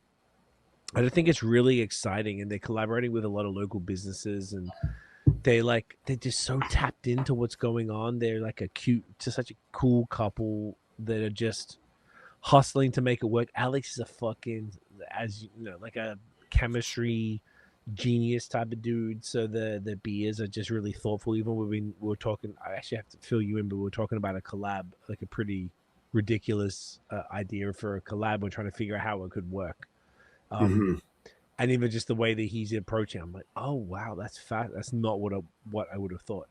So he's doing all this stuff that's out of the ordinary. A lot of like collabs with different. You know, did like a coffee cream ale collab and And they've done that like al dente pasta lager or whatever. Thank you. Exactly. And the one that we have in the pod as well with Emma's sourdough. Yes, that's like sourdough ale or whatever. So things like that. That was so fucking good. How good was that, dude? Like their crispies are incredible. Birdweiser, like their, you know, like real like light approachable stuff. It's just like it's such a vibe. The food was so good when I went. I've been twice already in 2025. Because I was just up in that area a couple times, and I was like, every time I'm fucking going by, and it's just so nice. Alex is the salt of the earth. I haven't met Emily in person, but we had her on the pod, so I saw Alex both times. And the second time we went, I took Tiff because I was like, you need to come by and try this out. And they had a sick patio because we went in July. So there was a, it was warm. They had this cool like tiki kind of patio vibe, and it was so fire. And I'm really excited to see what they do in 2026 as far as, you know, they're with this exquisite food and beer pairing and just sort of like elevated cuisine and sort of food art in that region. You know, there's not really anything else exactly like that. And I think that's super special. Yeah. It's worth a trip up there. It's just so beautiful. Such a beautiful area. I love it so much. So then it's amazing what they've managed to build, and it's going to be exciting to see how it continues to grow. Couldn't agree more. So with that, my friend, it's time. It's time. So this was an interesting one. It's an interesting decision. There's something about having a different brewery of the year every year that is very appealing for the Ontario one. No, I think it's I like it. I like it too, and I think it was important to us both to do it that way. Not that we're choosing just to have a different one, and you're not choosing the best of the best, but I think it's easier for people like us who are haze boys, essentially, but we're crispy boys too. But it's easier for us to just kind of like give the best brewery of the year to you know, maybe a brewery that's got like a breadth of styles, or that's haze focused or barrel focused or something, but this felt right. As soon as we like talked about it, we're like this. We actually did talk about this one, so this was a discussion as far as like, you know, there's still a point system, but we still talked about it. Yeah. That this brewery felt like they deserved brewery of the year for multiple reasons. I mean, one, that you know, we both had been there in separate occasions. I've been there twice now. 3 times now. I took my brother there for his birthday in November. That's because I was their deviled eggs. I was like, you need to try these deviled eggs. I've never had really cared or even probably had deviled eggs in my life. I had it with Dan from Zenon the first time I went. I was like, oh, this, and I took Tiff. And I was like, fuck. And then now I took my brother. I'm like, we need to have it. And it's, yeah, the beer is exceptional. The taproom experience is exceptional. The food is out of control. I saw a video from some food Instagrammers that had been to like 1,000 restaurants in Toronto, and they said that this restaurant in this brewery is their favorite / the best restaurant in Toronto. And I found that a really interesting take. Yeah, for sure. Is there anything you want to say? And I've been once as well. Like I went for my first time in March of 2025. It was just a quick stop in because we were going somewhere else for dinner for a friend's birthday, but it wasn't far from them, and I had been meaning to stop in for a long time because we'd been big fans since we first had them on the pod. We've now had them on twice, and yeah, like just from our discussion, like this is one that just like it really just made sense because there's I could certainly count on one hand, probably even just with 2 fingers, not with 2 fingers, but definitely on one hand, the number of breweries that have this focus on lagers. So without any further teasing, shall we announce who our brewery of the year is? Ladies and gentlemen, here we go. Our 2025 brewery of the year for Ontario is True History. Yeah. Oh, you got Stones? You motherfucker. One of the greatest beers of the year all the time. True history, ladies and gentlemen. I mean, where did we start with these guys? Like, yeah, for the I like that for our beer breweries of the year. Who have we had since 2021? We've had Badlands, So it's Godspeed, Counterpart. Badlands, Godspeed, Counterpart, and now True History. So that means there's 2 lager focus breweries, and I think that really, I don't know. I think that makes a lot of sense. I think it makes a lot of sense to have a brewery like True History, who are just, oh my gosh, like, because also speaks to the quality of lagers that are brewed in Ontario, man. It's out of control. Like between Godspeed, Tooth and Nail, True History. Stop it. And that's why they're all top 4. Cold Bear. Isn't that pretty funny? Top 4 for us, Yeah. lager breweries, and also even if you want to think about Counterpart, they're doing some pretty killer lagers. Yeah. So it really shows that, like, cool, call us Haze Boys, but really we're Crispy Boys if you really want to, like, get serious about it. True History, I think, deserve it because these guys are like, similar to BIM. They did the check thing. When I say do the check thing, they do that pilgrimage is the word, where you go, to the Czech Republic, and they take you around. They basically try to, just sell you on Czech beer culture and the Czech beer equipment, and take you to Pilsner Urquell and the Kellers, and fucking show you all the stuff. They did all of that, and because when they were a contract brewery, because I know I got some of their beers. My brother met Adam, I think, back in the day. Got some of their beers, and they were doing like a pale ale, like a contract pale ale and some stuff like that. And then when they opened their actual physical location, they really leaned into the Crispies. And it was just, they've collabed with Godspeed. They're best mates with Melon. They're doing apparently this crazy project that they keep talking about with Melon that's like insane. They posted today actually saying that there's like one like kind of like an amber ale type of beer that's a part of this insane project with Melon. And I just think that's beautiful because Melon were our number 2 in Quebec for this year, to give you a spoiler. So to see that, I just think that the beers are just so, like, even when we were there with my brother, like either Tiff or my brother ordered like a Dunkelweizen, which is, it was like a Weizen that's like, I was like, oh, I think they thought it was a Dunkel. I was like, yo, this is going to be a little bit banana-y. And they're like, oh, shit, oh no. And they came out, and it was just, it's so beautiful. It's so subtle. It's so well made. It doesn't matter. Like, if you're not into those specific styles or that kind of vibe, it was perfect. Basil, the Austrian restaurant on premise, is so fucking good. Like that was the the restaurant I was talking about. There was like a large food influencer creator that was saying that was their favorite Toronto restaurant.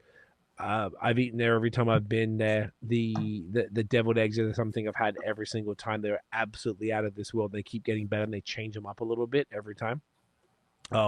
We had the mac and cheese a couple of times. It's this crazy, like, specific approach to mac and cheese. They have like a Sunday roast thing. I mean, look at this head, dude. Get the fuck out of my face with this shit. That's nuts. And shouts to Dan from Zen for the glassware, for the proper glassware. This is what they serve you these beers in house. Yeah. With the gold rim. Cheers, legend. Ooh. I'm doing their Tamave, by the way, the black lager. Oh, and this is the bronze third best dark lager in Canada. Spectacular. I believe that. And the base, everything we've had, man, it's just, I can't remember what we had the last time. I think I had it was like a deconstructed something it was just out of control. Like the food was just, it's simple, but like such a beautiful experience of thoughtful artisanal approach to food that matched perfectly with the beer. And you could tell that, you just like, it doesn't have to be fancy or hipster or snobby or whatever the fuck, but like, the food was just thoughtful. Yeah. And then the beer is incredibly thoughtful, and they all matched, and he's got that You know, Okay. Sorry to do this in the middle of you talking, but can we pause? we sure can. We'll be right back, folks. And we are back. And we're back. So sorry for the choppy dropouts there, folks. I've just got two young sick kids and needed to give some attention to that. But we're back now. They wouldn't even see the little blip. It's all good. We are good. But where we were, I think we were just like gassing up True Histories, everything. Yeah. Their devotion to German lagers and German lagers brewed right is and check. Yeah, I mean their primary focus is German lagers, but they do they do also have the handful of Czech ones. But their dedication to doing it right, no matter how long it takes, is it's really, really impressive. Particularly with when you look at ones like Sticks and Stones, their Festbier and their Märzen, that's those are ones that they actually will brew in March and have it ferment over the summer to release in the fall. So the amount of time that they are willing to let beers take up space in their tanks, I don't think anyone else does that. I don't think anyone's as crazy as them. They're just so dedicated to it, and it's beautiful, isn't it? Like that they're able to do that and present these beers at the level that they've had the time. And that was the one thing that they're willing to sacrifice is time. They're not doing it for a money grab or anything else. They're letting that shit sit. And I just kind of feel like they, in the shorter, I think they hit their 3rd anniversary in 2025. Is that correct? I think so. And in 3 years, I just feel like they've got to a point. They've collaborated with people like Ben at Godspeed, with Malin, the boys of Malin, who are just fucking dominating out there in Quebec. And they poured at one of the beer. I forgot the name of it, but the beer festival of Buffalo or Rochester. There was a Rochester Real Beer Expo they were pouring at, I believe, last summer. They're starting to get a little bit of love. Crispy breweries are a thing where they all kind of connect with each other, but they're slower to fucking grow outside of the market than say a Hayes brewery. It's unfortunate, and they do deserve so much more. And I think they're on the way to it though.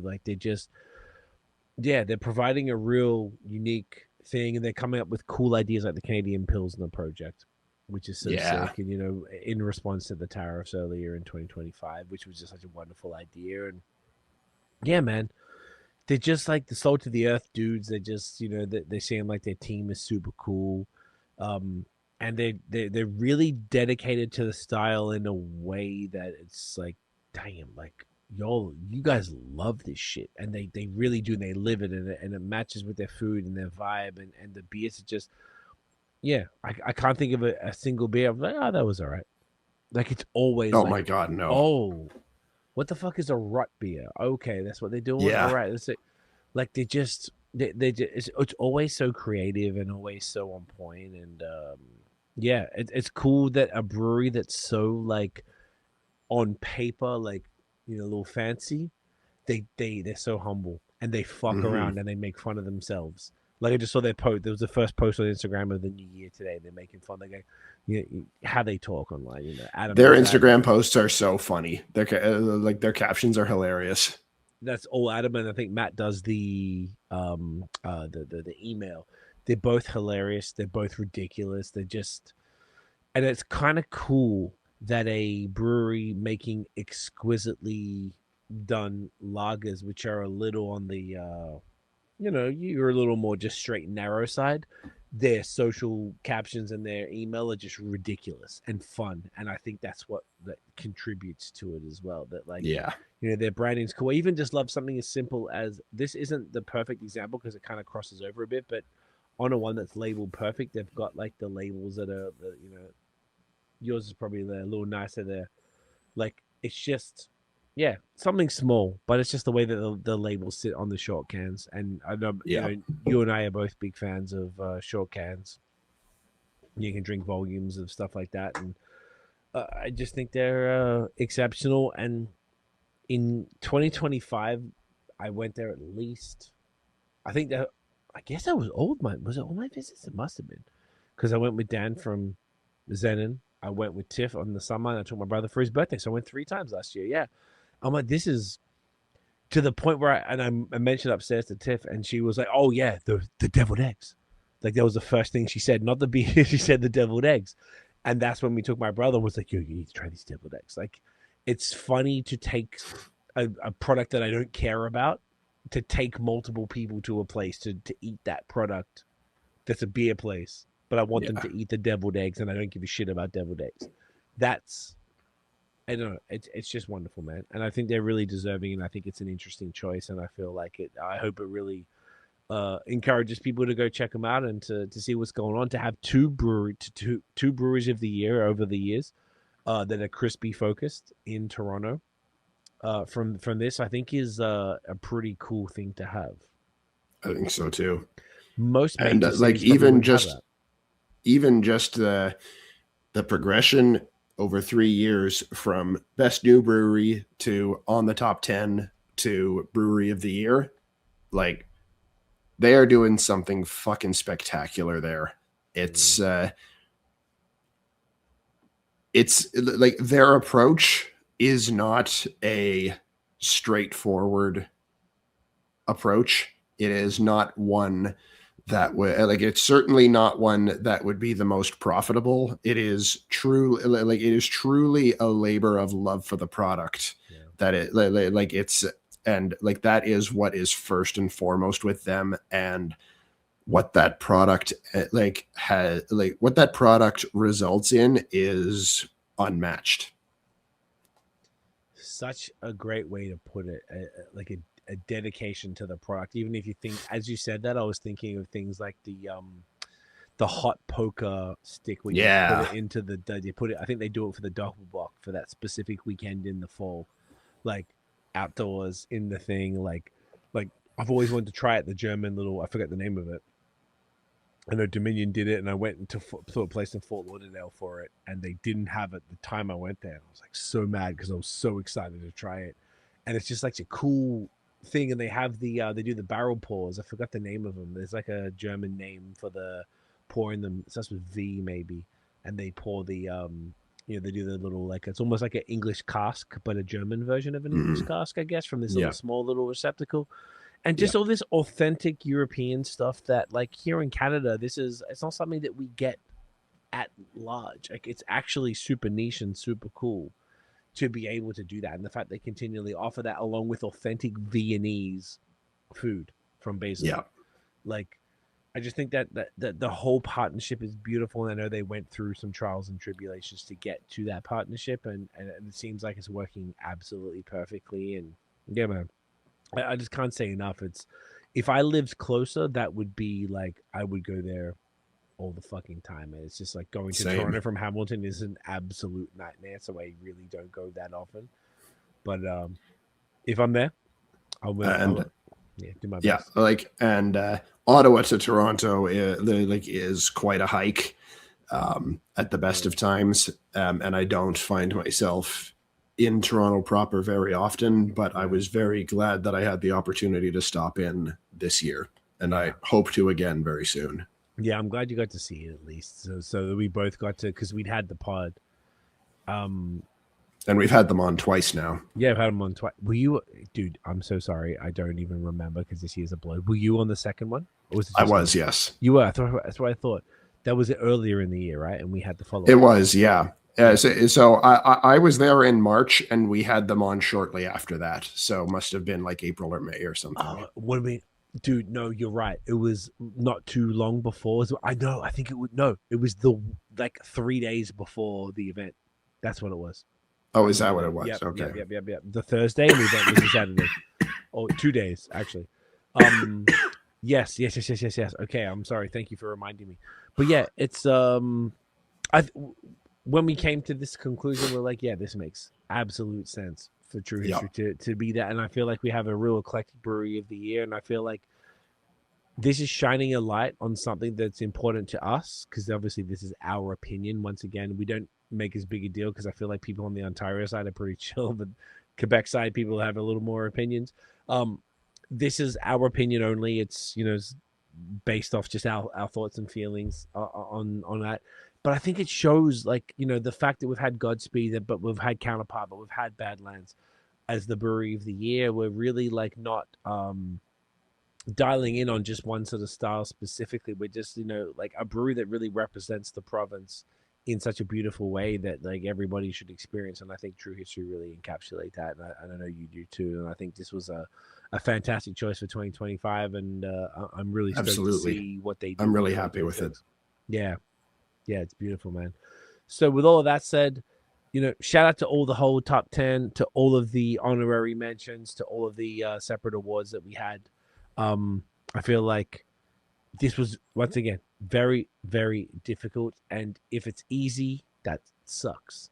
So it's difficult. And I want that. We want that every year. We want to be tormenting ourselves with the decision of what we're going to do. And, you know, how many beers do we have from this place and to try and showcase as much as we can of our favorite breweries in Ontario and what's happening. And this is one of the best brewery scenes in North America, easily. Absolutely. No question. This is, and this is why I feel like you and I specifically are very fortunate that we do the Quebec one and the Ontario one. I feel like the two scenes are the best two in North America, or at least two. They're in the conversation. Depends on, you know, what you've experienced. And I really enjoy this time of year to do this and just look back and just be like, Jesus, man, look at what we're dealing with in our backyard. Like, cool, you can travel, you can do you can go different places, but really what we have at home is out of control, and that the people in different places of the world are very jealous that we have. And I think that we need to, you know, continue to celebrate that and appreciate that that's what we're dealing with here, man. And yeah, here in Ontario, it's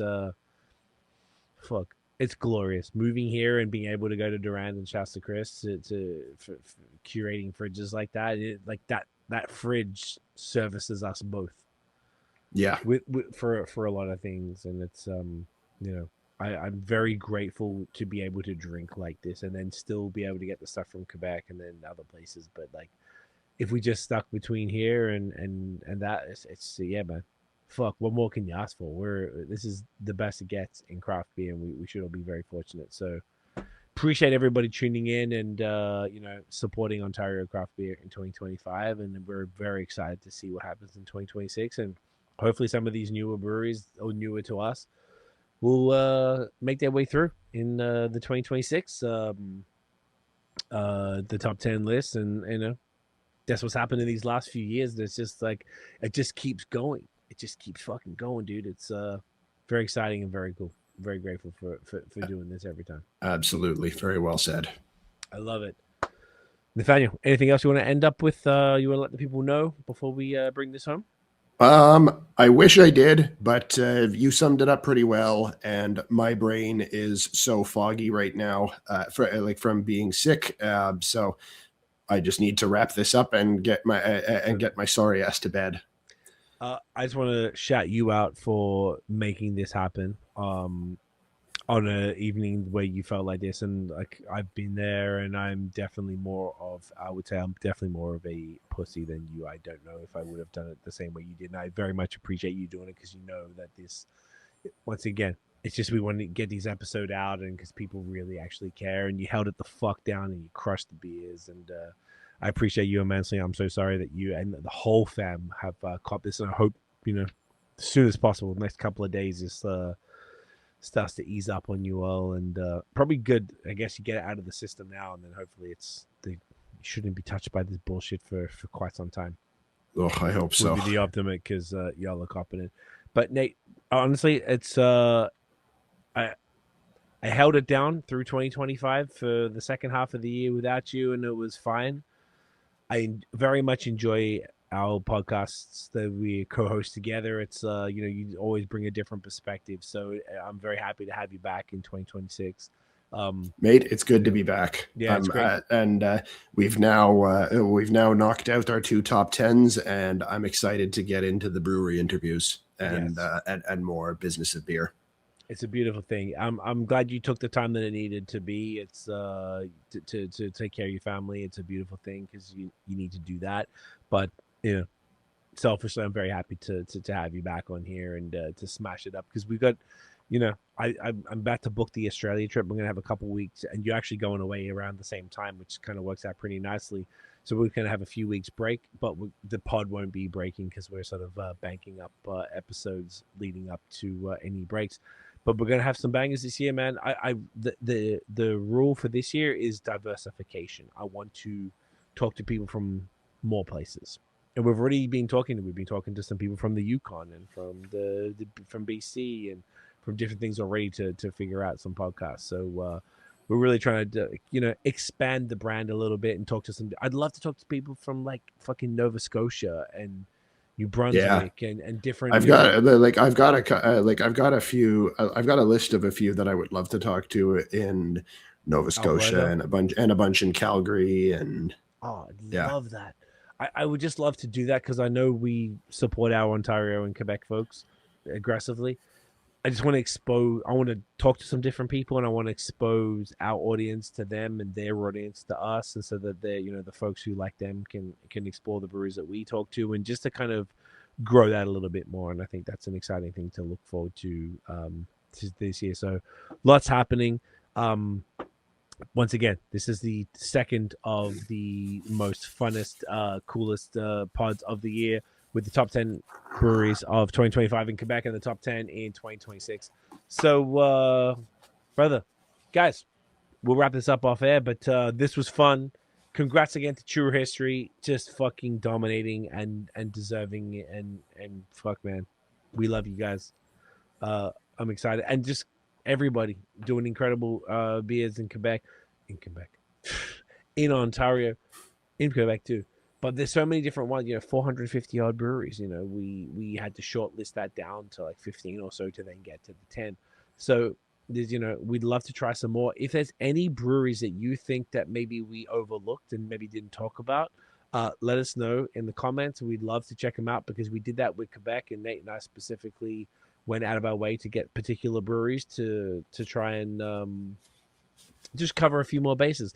And we would do the same thing in Ontario if there's anybody 100% to check anything out specifically. So folks, if you enjoyed the episode, smash the thumbs up, hit subscribe below, hit that notification bell, ding, so you know when the new drops. Follow us everywhere at BAOS Podcast, at Nathan Does Beer. Check out the long form audio, Spotify, Apple Podcasts. We have everything up there right now. It's there's a lot of killer episodes. We've got the top 10 Quebec, top 10 Ontario, the most chunkiest, girthiest episodes of the year. Definitely worth checking all of these out. And we're gonna have a bunch of bangers for you in 2026, guys. Drink local, support your favorite breweries, and we'll see you on the next one. Peace out. Cheers.